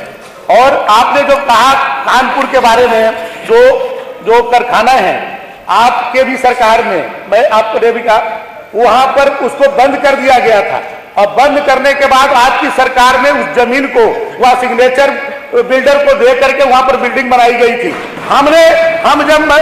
हमारी सरकार ने वहां 150 से ज्यादा कारीगर जो बेकार पड़े हुए थे, उनको कोई काम नहीं था। मैंने कहा कि उत्तर प्रदेश परिवहन निगम पहले अपने कर्मचारियों को से अपने वो बनवाएगी बॉडी को, और उससे जो बचेगी उसको टेंडर किया जाएगा। ये पहली बार मैंने व्यवस्था किया, और वहां पर जाकर के धनतेरस के दिन अपने चेयरमैन, हमारे MD, मैं स्वयं और विधायक अपने सुरेंद्र मैथानी जी यहाँ बैठे हुए हैं, ये स्वयं गए और वहां से मैंने इसका कार्य प्रारंभ कराया था। और भी अब जो प्रश्न होगा तो उसका जवाब दें। समरपाल सिंह, समरपाल, उनका भी नाम है, बैठिए नहीं, उनका समरपाल सिंह जी, अरे आप बैठिए, उनका भी नाम है, आप ही का नहीं है, अरे आप उनका भी नाम है, आप बैठिए, जिद मत करा करिए हमेशा। जी मैं आपका बहुत शुक्रगुजार हूँ। उनका नाम है, उनको भी अधिकार है, सिर्फ आपको अकेले अधिकार थोड़ी। अरे वो आप, उनको भी अधिकार है, उनका भी नाम है। प्रश्न पूछे समरपाल जी। आपने बोलने को मौका दिया, शुक्रिया आपका। मैं तो बोलने का नहीं, पूछने का। मैं तो ये सोच रहा था मंत्री जी अकेले ही हैं आज, लक्ष्मी नारायण जी, हमारी दादी बेबी बीमार हो जाते, बुखार खांसी जुकाम, तो दवा देती थी कृष्णा मिक्सचर, तो आज कृष्णा मिक्सचर बना दिया मंत्री जी को, सबका जवाब यही दे रहे। मैं सोचा कि मंत्री जी परिवहन का भी यही जवाब देंगे। अब कुत्ता अगर पूंछ मार देता है तो डेंट पड़ जाता है इनकी बसों में, ये हालात है, ये पता चलाएंगे। आप ये देखिए, रोज ये कह रहे 778 बस हैं और 150 नई बस खरीदी हैं। अब 150 से काम कर देगा, 778 वर्ष रिटायर। अरे और भी बताइए, 700 कई बार बताइए, आपने सुना नहीं। मैं इनसे ये पूछना चाहता हूं कि प्राइवेट बस जो है, जो अपनी लोग चलाते हैं प्राइवेट बस हैं, उनमें गुंडे परेशान कर रहे हैं, पुलिस उन्हें परेशान कर रहा है, आरटीओ इनके उन्हें परेशान कर रहा है, वो तब भी फायदे में जाते हैं, ये घाटे में क्यों जाते हैं ये बताया जाए। ये सरकारी बस है, ये घाटे में क्यों जाती है इनकी। मेरे नौगावा क्षेत्र में डिपो नहीं है, ये कहते हैं सब जगह डिपो बना दिया, तहसील स्तर की जगह है, डिपो नहीं है वहां से कारोबार होता है कपड़े का बहुत बड़ा पानीपत के लिए। कई बार लूट हो गई, बीच में 3 जगह बस बदलनी पड़ती है। मंत्री जी, एक बस की व्यवस्था, 2 बसों की व्यवस्था वहां से भर के जाएंगी सिटी पानीपत, वो करवाया जाए।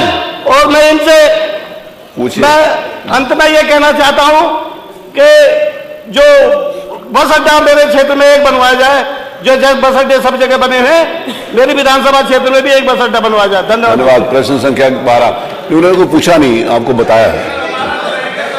उन्होंने कहा कि मेरा ये निवेदन है, उसको सोच विचार कर लीजिए। कोई प्रश्न तो उन्होंने किया ही नहीं। 12, श्रीमती पिंकी सिंह, महिला सदस्यों का अवसर मिला। पिंकी सिंह, 1625 को कहा, 150 बसें चल चुकी है। और पिंकी सिंह, पिंकी, अरे देखिए आप वैसे महिलाओं के आप सम्मान नहीं करते, बैठो। माननीय अध्यक्ष जी, पिंकी सिंह, माननीय अध्यक्ष जी, मेरा प्रश्न बहुप्रचारित उज्ज्वला योजना के अंतर्गत गरीब महिलाओं को मुफ्त में रसोई गैस देने संबंधित, जहां पर माननीय मंत्री जी का जवाब आता है, उन्होंने एक संख्या दे दी कि 1,75,02,198 कनेक्शन दिए गए। माननीय अध्यक्ष जी, मैं मंत्री जी से जानना चाहती हूं, क्योंकि उक्त उज्ज्वला योजना के अंतर्गत गरीब महिलाएं अपनी बदतर आर्थिक स्थिति के कारण 1100 रुपए का सिलेंडर पुनः भरवा पाने में असक्षम हैं। आज जहां से शुरू किया था वहीं पर वो आने पे मजबूर है। वही लकड़ी और उपलों के कारण उन्होंने उसी चूल्हे पे आकर आज अपना खाना बनाना शुरू कर दिया है।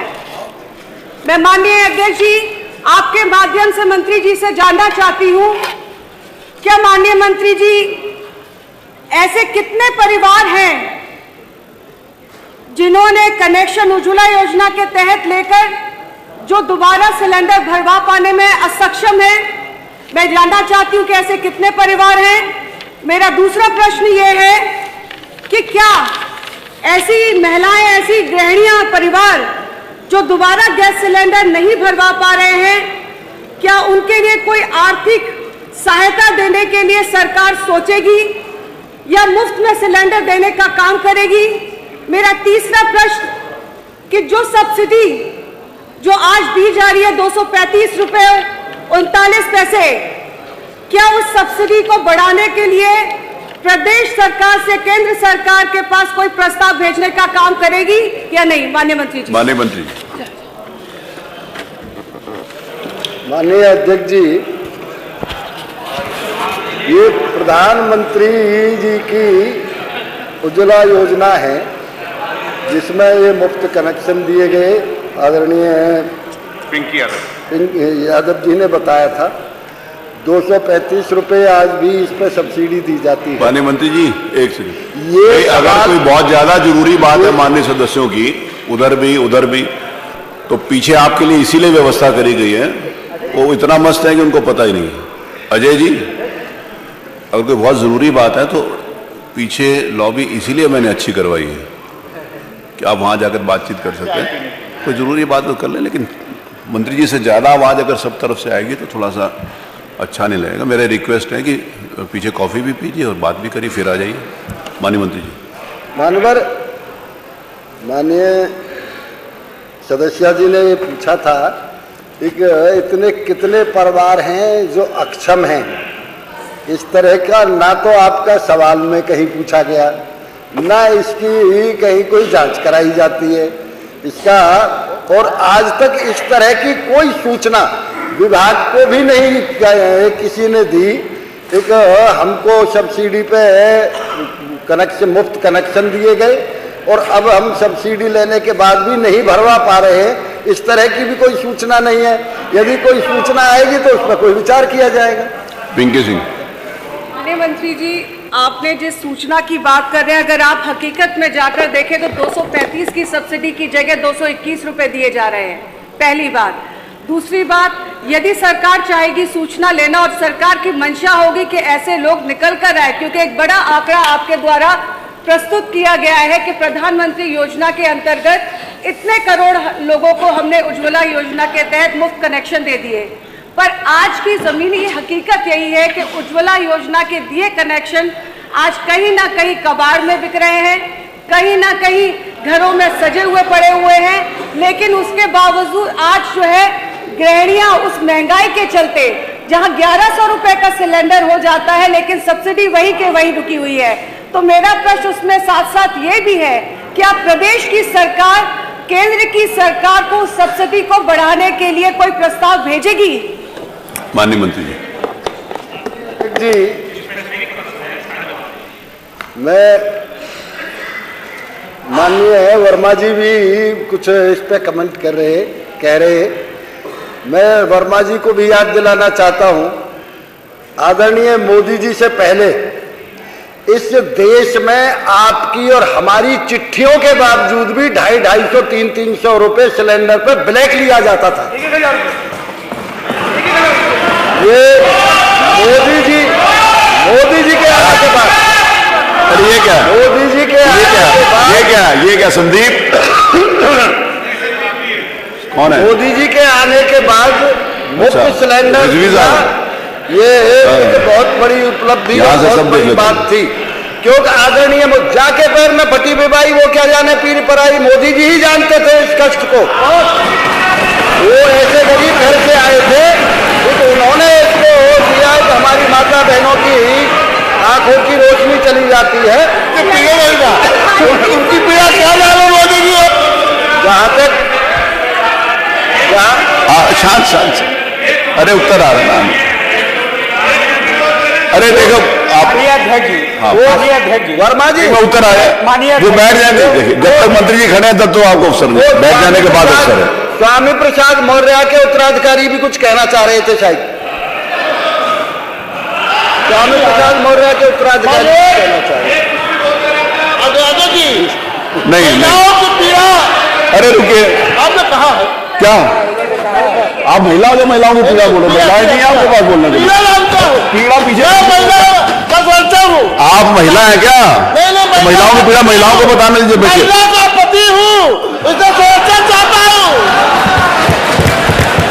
बैठिए, आप मुझे लग रहा है कि आप काफी पीड़ित हैं। बैठिए, आप काफी पीड़ित हैं, बैठिए। माननीय वर्मा जी, संरक्षण दीजिए। हाँ, संरक्षण दे रहा है इसलिए बिठाया, नहीं तो काफी कुछ गड़बड़ हो गया होता। माननीय पिंकी जी ने बहुत स्पेसिफिक प्रश्न किया, उसका उत्तर आ गया? नहीं आया। नहीं आया, आप देख लें, अगर उत्तर आया हो बता दें। उसका उत्तर आ गया। सरकार बढ़ाने के लिए केंद्र सरकार से आग्रह करने का काम करेगी, इसका उत्तर नहीं आया। आ गया। हाँ या नहीं, यही तो होगा। अरे आ गया ना, नहीं आया का मतलब समझ लो ना, बैठो। पद संख्या 13 शेर अरमान खान जी हैं, पूछे। अध्यक्ष जी, मुझे अवसर देने के लिए आपका हृदय से आभार। सदन में उपस्थित सभी सम्मानित सदस्यों को भी मेरा अभिवादन। माननीय अध्यक्ष महोदय, मैंने माननीय मंत्री जी से प्रदेश के जरदोजी कारीगरों के संबंध में उनके पुनर्वास, पेंशन आदि से संबंधित प्रश्न किया था। वो प्रश्न जो सिर्फ इस प्रदेश की राजधानी लखनऊ ही नहीं, वरन परम आदरणीय प्रधानमंत्री जी के निर्वाचन क्षेत्र बनारस में रहने वाले उन हजारों कारीगरों से संबंधित है जो आज भुखमरी की हालत में जीवन व्यतीत कर रहे हैं। मान्यवर, इस संबंध में माननीय मंत्री जी का जो उत्तर आया है उससे मैं संतुष्ट नहीं हूं, क्योंकि मंत्री जी ने कहा है उनके विभाग के पास जरदोजी कारीगरों से संबंधित कोई आंकड़ा उपलब्धि नहीं है। मैं कविता के माध्यम से, आपके माध्यम से प्रश्न पूछिए, कविता नहीं करिए। मंत्री जी से पूछना चाहूंगा कि साहब ओ साहब, कभी खेती करते देखा है किसानों को नहीं, बुनकरों को, खेतों में नहीं कपड़ों में। बुनकर जो बनाता है धागा, बुनकर जो बनाता है अपने दिमाग की माप, जिसमें धागे निकलते हैं मस्तिष्क के, जो घास बन जाती है हमारी सभ्यता और संस्कृति में।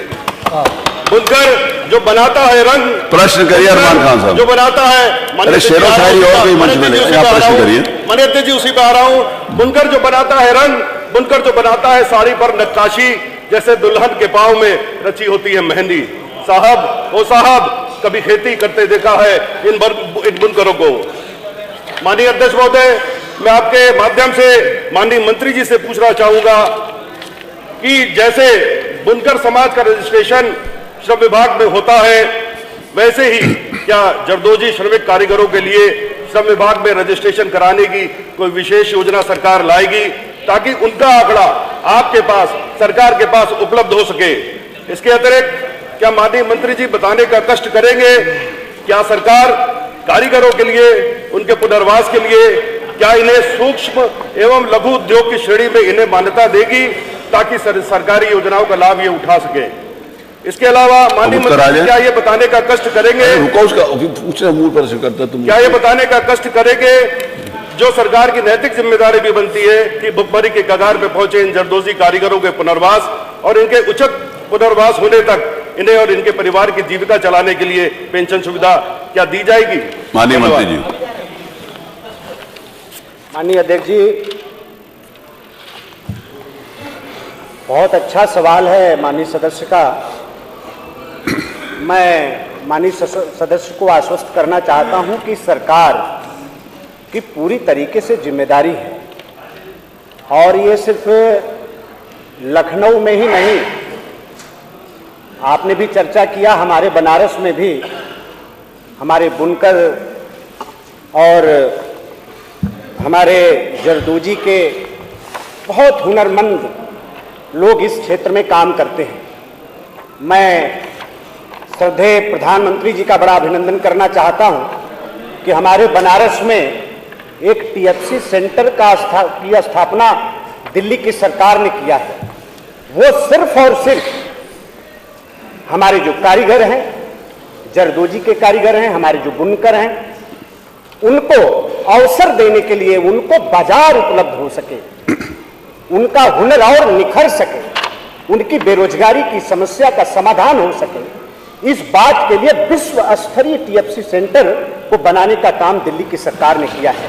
मैं स्वागत करना चाहता हूं। और माननीय सदस्य को मैं एक चीज और बताना चाहता हूं, कभी कभी आज आएंगे भदोही पर भी, आप माननीय सदस्य चिंता न करें। और कभी कभी लोग समझते हैं कि इस क्षेत्र में सिर्फ एक वर्ग के लोग काम करते हैं, लेकिन आप बनारस चलिए, मैं दिखाऊं घर घर में किस तरह से हमारा हिंदू समाज के लोग भी, मुसलमान समाज के लोग भी, हर वर्ग के लोग इस क्षेत्र में अपना काम कर रहे हैं, अपने बच्चों का, अपने परिवार का भरण पोषण कर रहे हैं। मैं माननीय सदस्य को सूचना देना चाहता हूं, बताना चाहता हूं अध्यक्ष जी आपके माध्यम से, जो सरकार ने फैसला किया है, हमारे यहाँ हस्तशिल्प प्रादेशिक पुरस्कार की योजना उनके मनोबल को बढ़ाने के लिए उत्तर प्रदेश की सरकार चला रही है। हमारे यहाँ हस्तशिल्पियों के कौशल को निखारने के लिए उनको समय समय पर प्रशिक्षित करने की भी योजना सरकार चला रही है। दूसरा, जो हमारे ऐसे हुनरमंद लोग हैं, खास तौर पे जरदोजी के क्षेत्र में दुनिया में बहुत डिमांड है उनकी कला का, वो जो काम करते हैं, उनके निर्यात की भी व्यवस्था सिर्फ देश में ही नहीं बाजार हम दे रहे हैं, प्रदेश में ही नहीं बाजार उनके लिए उपलब्ध करा रहे हैं, बल्कि दुनिया में उनको हम बाजार देने का काम कर रहे हैं। और निर्यात में भारी छूट देकर जरदोजी और बुनकर, हमारे समाज के जो लोग हैं जो बुनकरी का काम करते हैं, उनको सरकार मदद पहुंचाने का काम कर रही है। हम हस्तशिल्प विपणन प्रोत्साहन योजना सरकार अलग से भी चला रही है। आपका जो सवाल, हम उस पर भी आना चाहते हैं।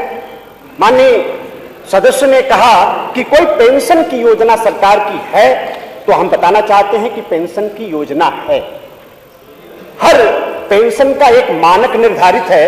मुख्यमंत्री हस्तशिल्प पेंशन योजना सरकार चलाती है, और जरदोजी जो हमारे हैं, हमारे बुनकर जो हैं, उनको 500 रुपया प्रतिमाह की पेंशन की व्यवस्था एक मानक निर्धारित है। उस अगर मानक की सीमा में अगर हमारे जरदोजी के हमारे बुनकर भाई आ रहे हैं तो उनको हम पेंशन भी देते हैं।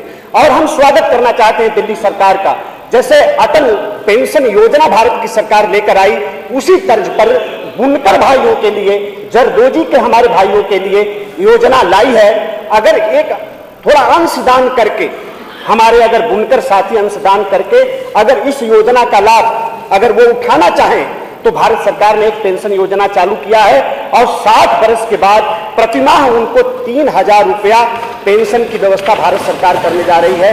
तो मैं आपसे आपको मैं जानकारी देना चाहता हूं और सरकार की प्राथमिकता है, और जो एक जिला एक उत्पाद, वन डिस्ट्रिक्ट वन प्रोडक्ट, जिसकी चर्चा आज पूरे देश और दुनिया में हो रही है, अगर उसका सबसे ज्यादा अगर किसी को लाभ है तो मैं समझता हूं जहां पर भी ऐसे हमारे कारीगर हैं वहां सबसे ज्यादा अगर किसी को लाभ है इस योजना का तो हमारे जरीदरी के जो लोग हैं, हमारे जो बुनकर समाज के लोग हैं, उनको सबसे ज्यादा जावेद भाई आपके भदोही में भी मिल रहा है, तो सबसे ज्यादा उनको मिल रहा है। तो इस योजना का तो स्वागत करना चाहिए।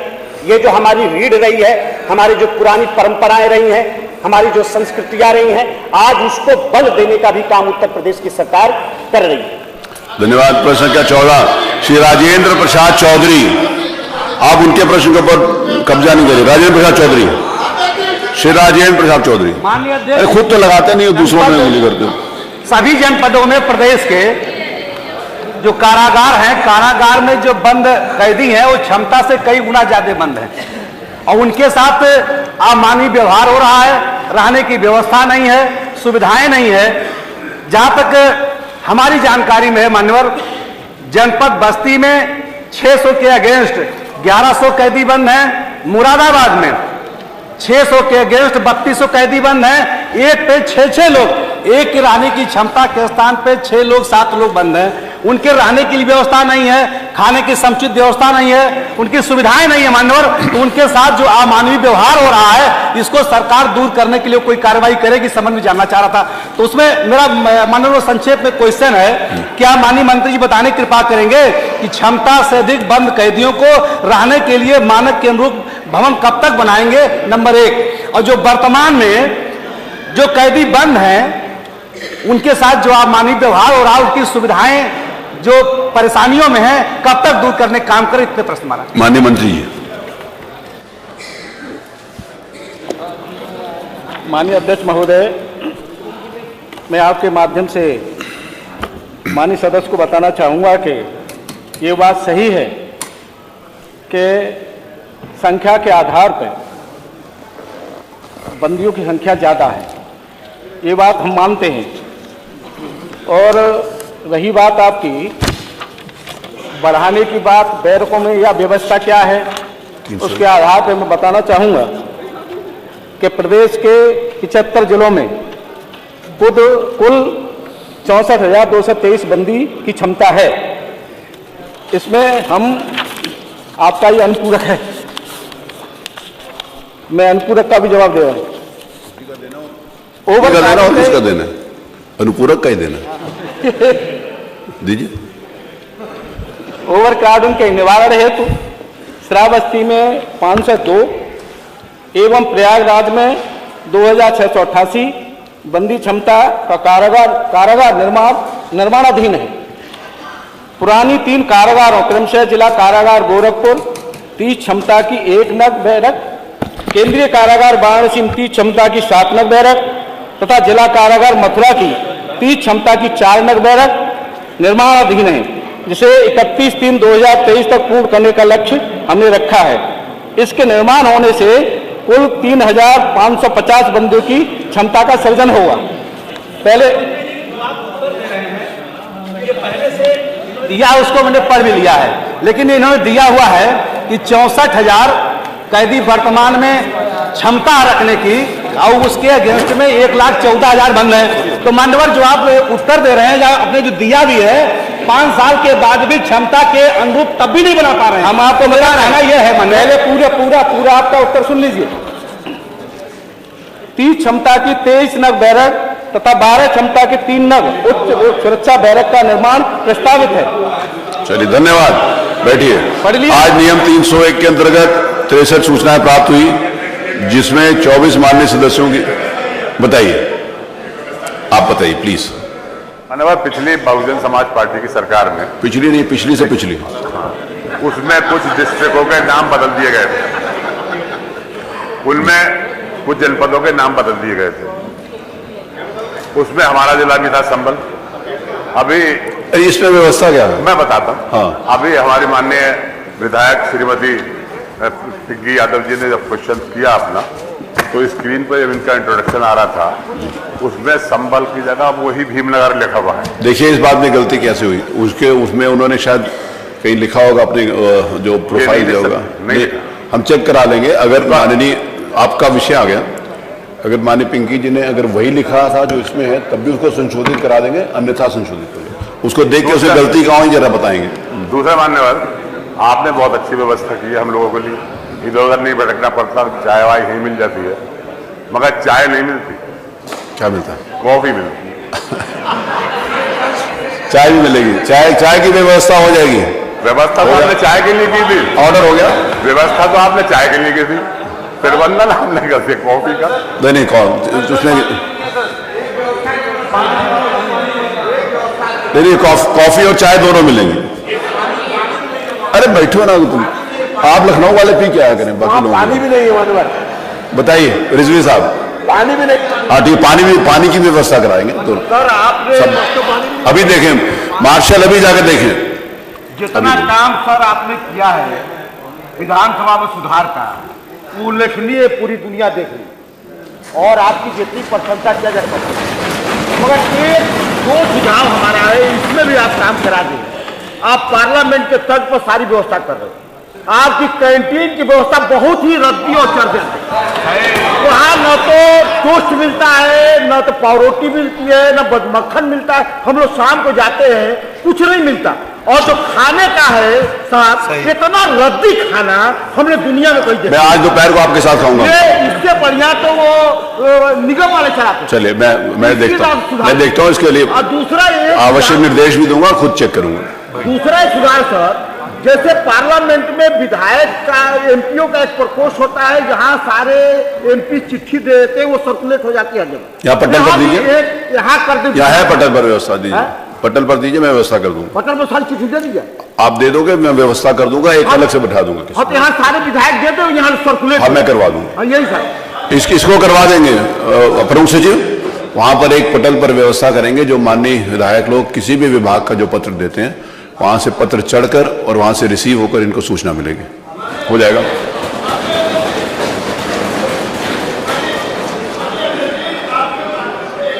चाह रहा हूँ, मेरे माध्यम से किसको कहना चाहते? माननीय अध्यक्ष जी, बड़ी दिक्कत। किसको कह रहे हो? आप माननीय अध्यक्ष जी को कह रहा हूँ। अच्छा, बताओ। माननीय अध्यक्ष जी को कह रहा हूँ, और क्या कह सकता हूँ मैं? कहो। माननीय अध्यक्ष जी, आपका नव निर्माण हुआ है, आपका दारुल सपा का एक, उसमें 40 विधायक हैं और 40 विधायक इतने परेशान हैं कि माननीय अध्यक्ष जी आपके टाइम से हाउस के अंदर नहीं आ पाते।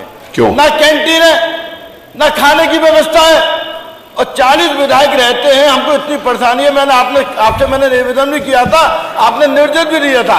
माननीय संसदीय कार्य मंत्री जी, आपसे अनुरोध है, इसके लिए मैं अलग से बैठक, इसके लिए मैं माननीय संसदीय कैंटीन की व्यवस्था देने दो ना माननीय संसदीय कार्य मंत्री जी। माननीय व्यवस्था बोलने दो ना माननीय अध्यक्ष जी। बैठिए, श्यामला जी बैठिए, यादव जी बैठिए प्लीज।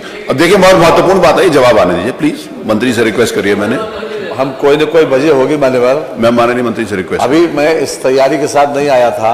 कोई बात नहीं, उसको कह यहीं पर उठाया मैं मैटर। मैं आज ही राज्य संपत्ति अधिकारी को बुला लूंगा, उनकी बात भी सुन लूंगा, लेकिन होना चाहिए ये सही। ठीक है, धन्यवाद। आज नियम 301 के अंतर्गत 63, जिसमें 24 सूचनाएं देंगी। शैलेंद्र कुमार त्रिपाठी उपस्थित। श्रीमती पूनम संखवार खड़ी बैठी बराबर ही लगती है। श्री प्रदीप कुमार यादव नहीं है। कहाँ है? अच्छा, इधर है।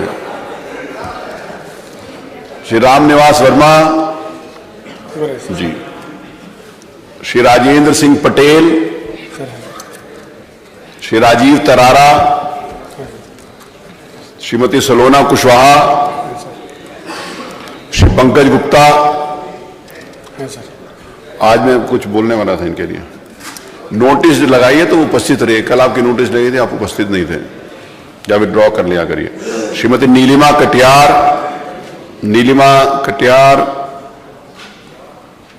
नहीं है। श्री अतुल प्रधान, श्री लकी यादव, लकी यादव नहीं है। नहीं, जब अगर मेरे खत्म होने तक उनका वॉशरूम खत्म हो जाएगा तो ले लेंगे। अब बुलाने मत जाओ भाई।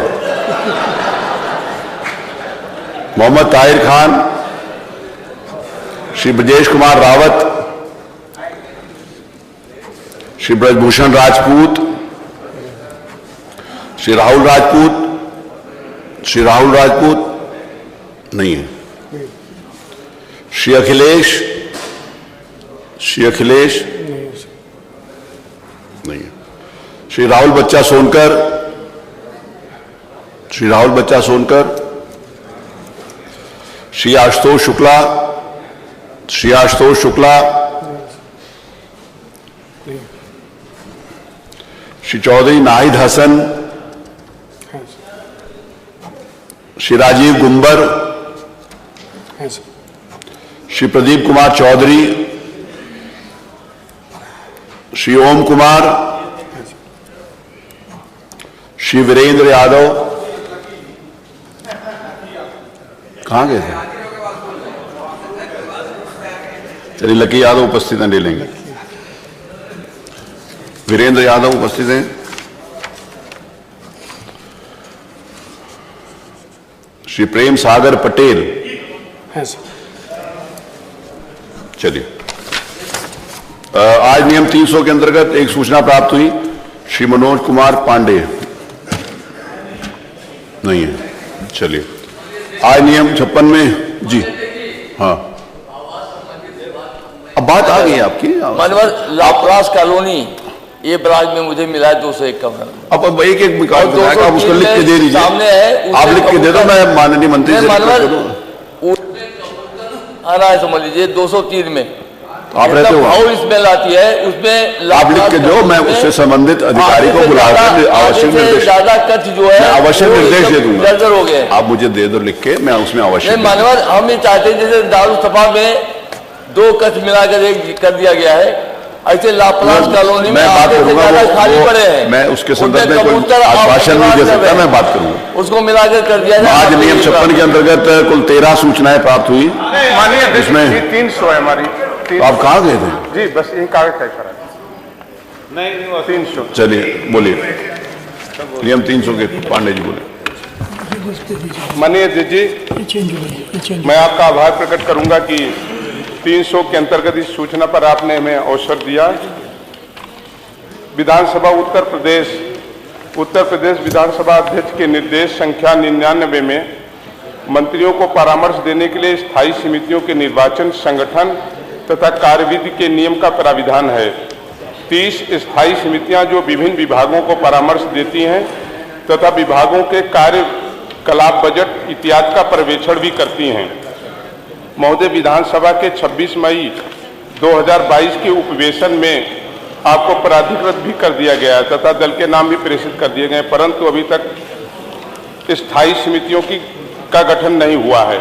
पूर्व में भी 17वीं विधानसभा में उक्त समितियां गठित नहीं की गई थी, जिससे कार्यपालिका पर विधायिका के नियंत्रण का सिद्धांत स्थापित नहीं हो पा रहा है। अतः स्थायी समितियों के गठन हेतु आपसे व्यवस्था की मांग करता हूँ। माननीय मंत्री, इसका संज्ञान ले लीजिए। ठीक है माननीय, तो हो जाएगा। चलिए, आज नियम 56 के अंतर्गत 13 सूचनाएं प्राप्त हुई, जिसमें प्रथम 2 सूचनाओं को ग्राह्यता के लिए सुना जाएगा। प्रदेश में बिगड़ती हुई स्वास्थ्य व्यवस्था के संदर्भ में श्री शिवपाल यादव जी। माननीय अध्यक्ष जी,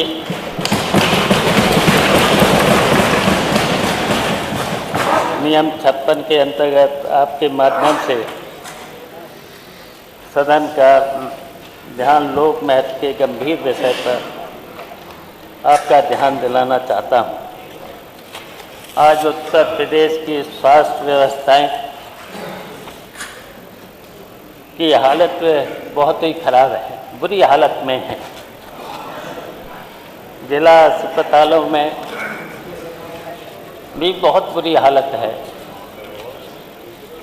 डॉक्टर भी नहीं हैं, दवाएं भी नहीं हैं, और प्राथमिक स्वास्थ्य केंद्र में तो बहुत ही बुरी हालत है। सभी अधिकांश प्राथमिक स्वास्थ्य केंद्र में तो ताले पड़े हुए हैं, स्टाफ नहीं है, स्टाफ नर्स नहीं है, वार्ड बॉय नहीं है, और के कहीं पर तो कोई व्यवस्था नहीं। तो इतनी परेशानी है और बीमारियां इतनी फैली हुई हैं, डेंगू जैसी बीमारियां हैं, तपेदिक जैसी बीमारियां हैं, तो इतने लोग बिना इलाज के मर रहे हैं, गरीब लोग मर रहे हैं। लेकिन पूरा का पूरा स्वास्थ्य विभाग, वैसे तो विज्ञापनों में तो ये लगता है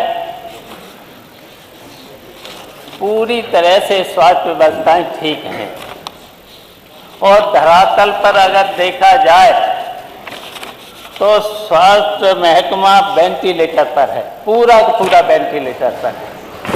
और यहाँ तक कि कोरोना के समय पर जितने भी वेंटिलेटर खरीदे गए थे, आज कोई भी वेंटिलेटर ठीक से काम नहीं कर रहा है। और यहाँ तक कि जो भी टेस्ट के लिए अगर एक्सरे कराना है तो एक्सरे के नाम पर समय दे दिया जाता है, और समय देने के साथ साथ वसूली भी हो रही है।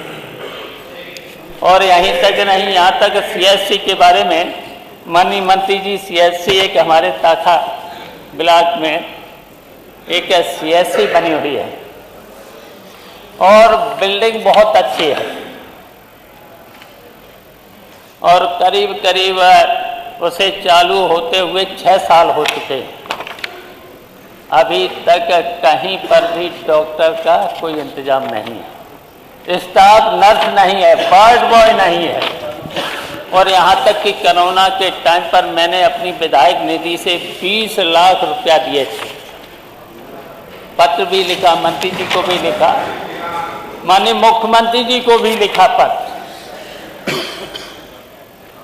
लेकिन आज तक न तो वहाँ पर कोई भी डॉक्टर की नियुक्ति नहीं हुई, स्टाफ नर्स की कोई, वार्ड बॉय की भी नहीं हुई है।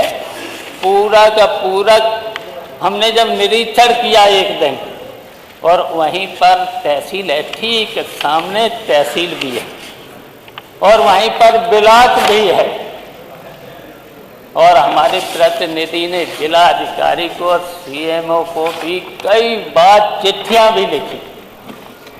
माननीय मंत्री जी को हमने चिट्ठी लिखी, टेलीफोन पर भी कई बार कहा मैंने कि कम से कम मंत्री जी एक बार सैफई मेडिकल आयुर्विज्ञान संस्थान के बारे में भी आपका ध्यान आकर्षित किया, दौरा कर लो, निरीक्षण कर लो। माननीय मंत्री जी, वैसे तो आप छापा भी बहुत मारते हैं, बहुत छापा मारते हैं, और छापा मारने के साथ साथ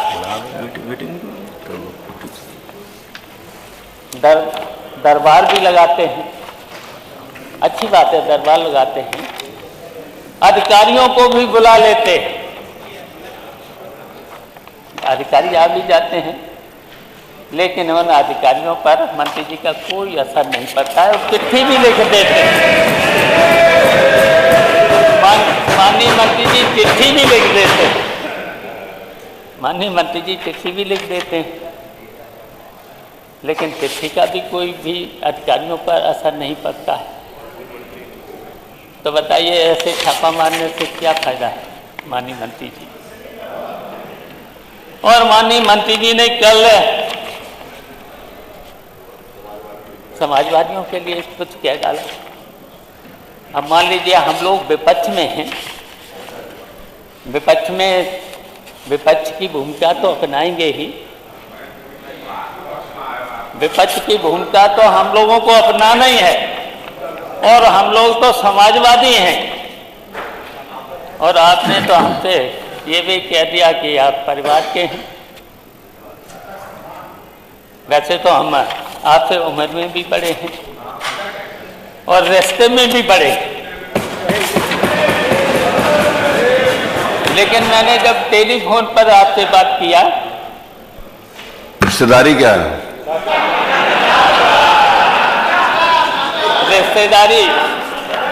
रिश्तेदारी माननीय मंत्री जी को पता है। पहले ये अब ये पटल पर आ गया ना, सबको पता है। कांग्रेस में थे, पहले कांग्रेस में थे, फिर उसके बाद बहुजन में गए, और बहुजन में चलिए अच्छा एमपी हो गए। चलिए हमारे छोटे हैं, हमसे छोटे हैं, चलिए एमपी भी हो गए, और फिर राज्यसभा में भी चले गए, और फिर आज डिप्टी सीएम हो गए। आज डिप्टी सीएम भी हो गए। लेकिन कल आपने जब हमारे, मान लिया हम लोग तो हमेशा चौधरी साहब का, हमेशा चौधरी चरण सिंह का सम्मान किया, हमेशा हम लोगों ने सम्मान किया है, और उनके आदर्शों पर हम चल रहे हैं।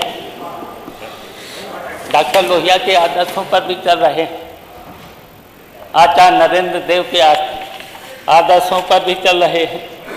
जनेश्वर मिश्रा से तो हम लोगों ने बहुत कुछ सीखा, हमारे तो वो अभिभावक भी थे। और हम इतना पूछना चाहते हैं, रामनारायण भी थे, रामनारायण जी की तो हमने बहुत छोटी छोटी सभाएं भी कराई, जनेश्वर मिश्रा जी की बहुत छोटी छोटी सभाएं कराई।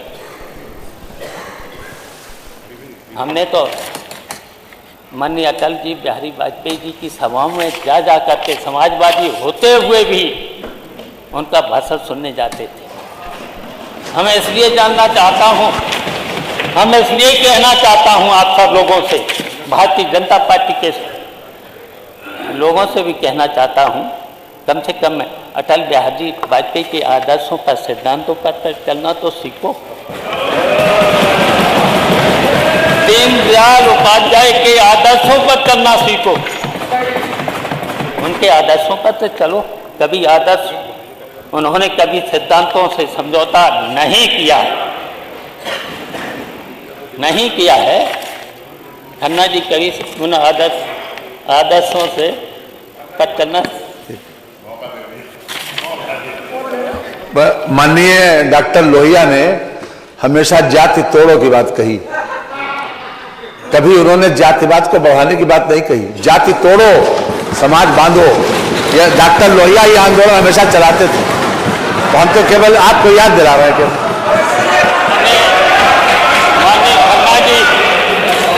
माननीय खन्ना जी,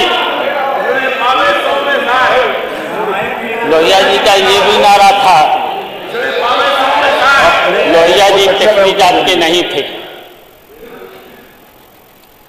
वैश्य समाज के थे, अग्रवाल समाज के थे,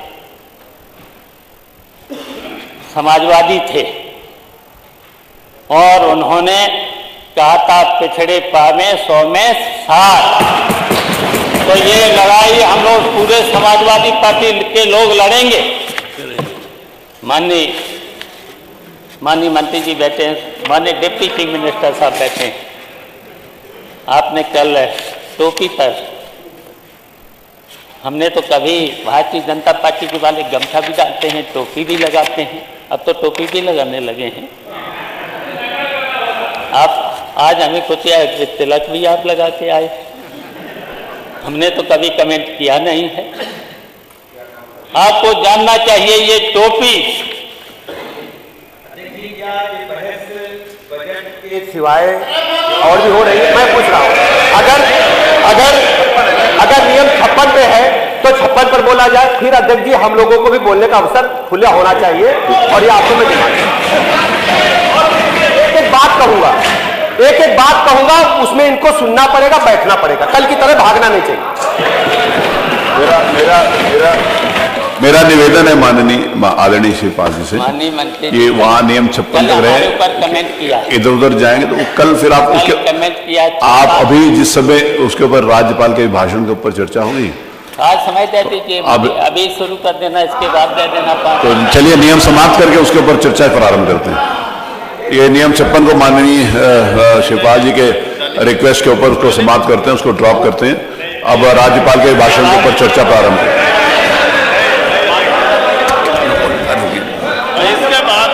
ना उसमें अरे देखिए मेरी बात सुनिए ना, देखिए श्री आदरणीय श्री शिवपाल जी की बात बहुत वरिष्ठ सदस्य हैं।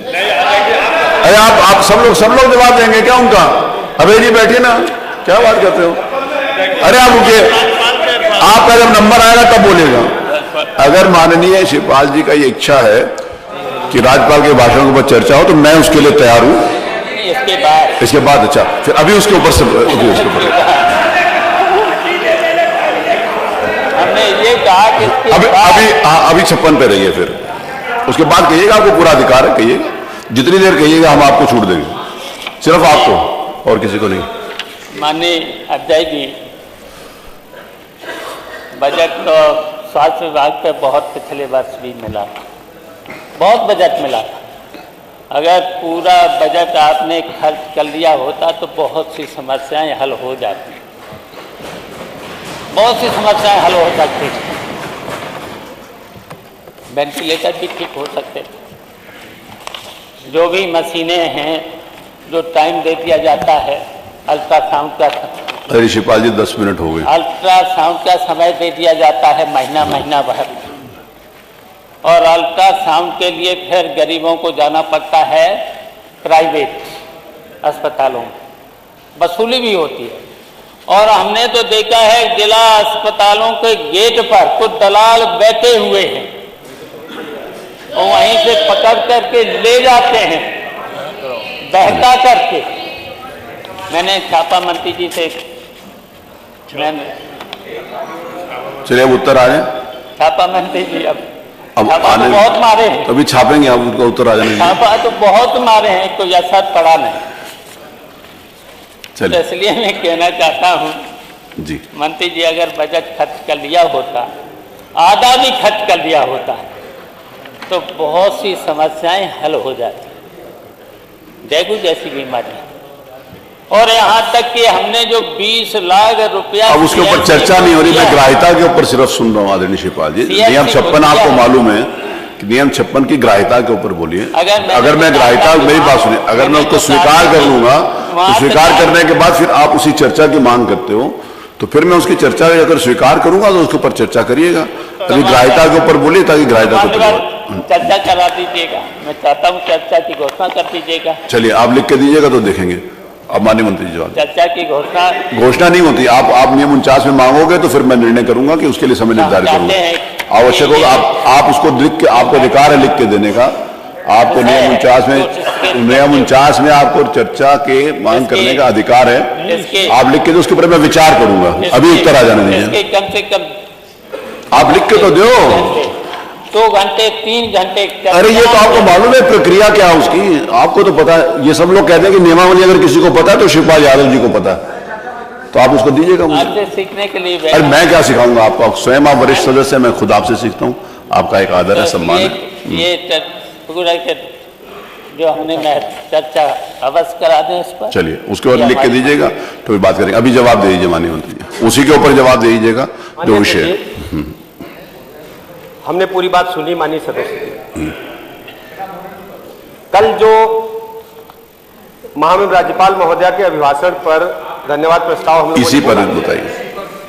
एक आप लोग नहीं किया ना, मेरे को संचालन कर दीजिए, आप लोग चलाएंगे। पूरी तरह से ये झलक रहा था कि बदले की भावना से और सच्चाई को न सुनने की क्षमता के कारण ऐसा हुआ है।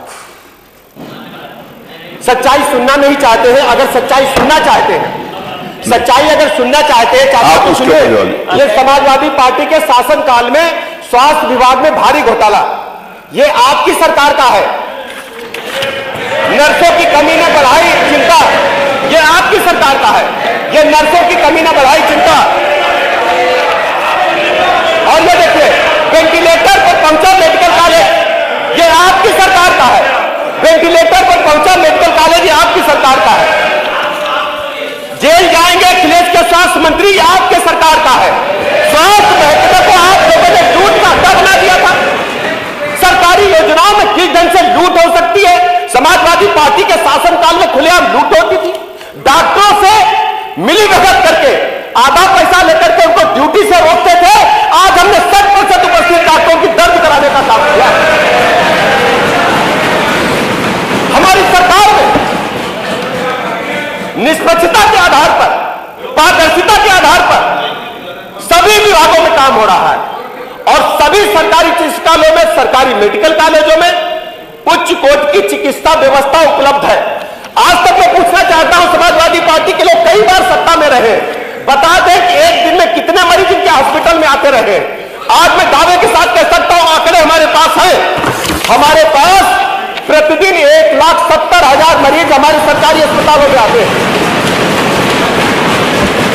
उसमें से 12,000 मरीज एक्सीडेंटल होते हैं, जो गंभीर दुर्घटनाओं से ग्रसित होकर हमारे पास आते हैं। रोड एक्सीडेंट में आग लग जाने के कारण, छत से गिर जाने के कारण, पानी में डूबने के कारण। और 8,000 मरीज हमारे पास आते हैं जो गंभीर रोगों से ग्रसित हैं। हम प्रतिदिन 5,000 ऑपरेशन निःशुल्क कर रहे हैं माननीय अध्यक्ष जी। और समाजवादी पार्टी के शासनकाल में क्या हुआ था? जब भारत सरकार ने इनको एम्बुलेंस चलाने के लिए दिया, इधर से भी पूछा गया तो बता 2 घंटे चर्चा स्वीकृत कर ले, सारी बात आ जाएगी। माननीय मंत्री वो लिख के दीजिए तो हम अपना वो तो मैंने बोला ही आपको लिख के नहीं, इसमें मांग नहीं है।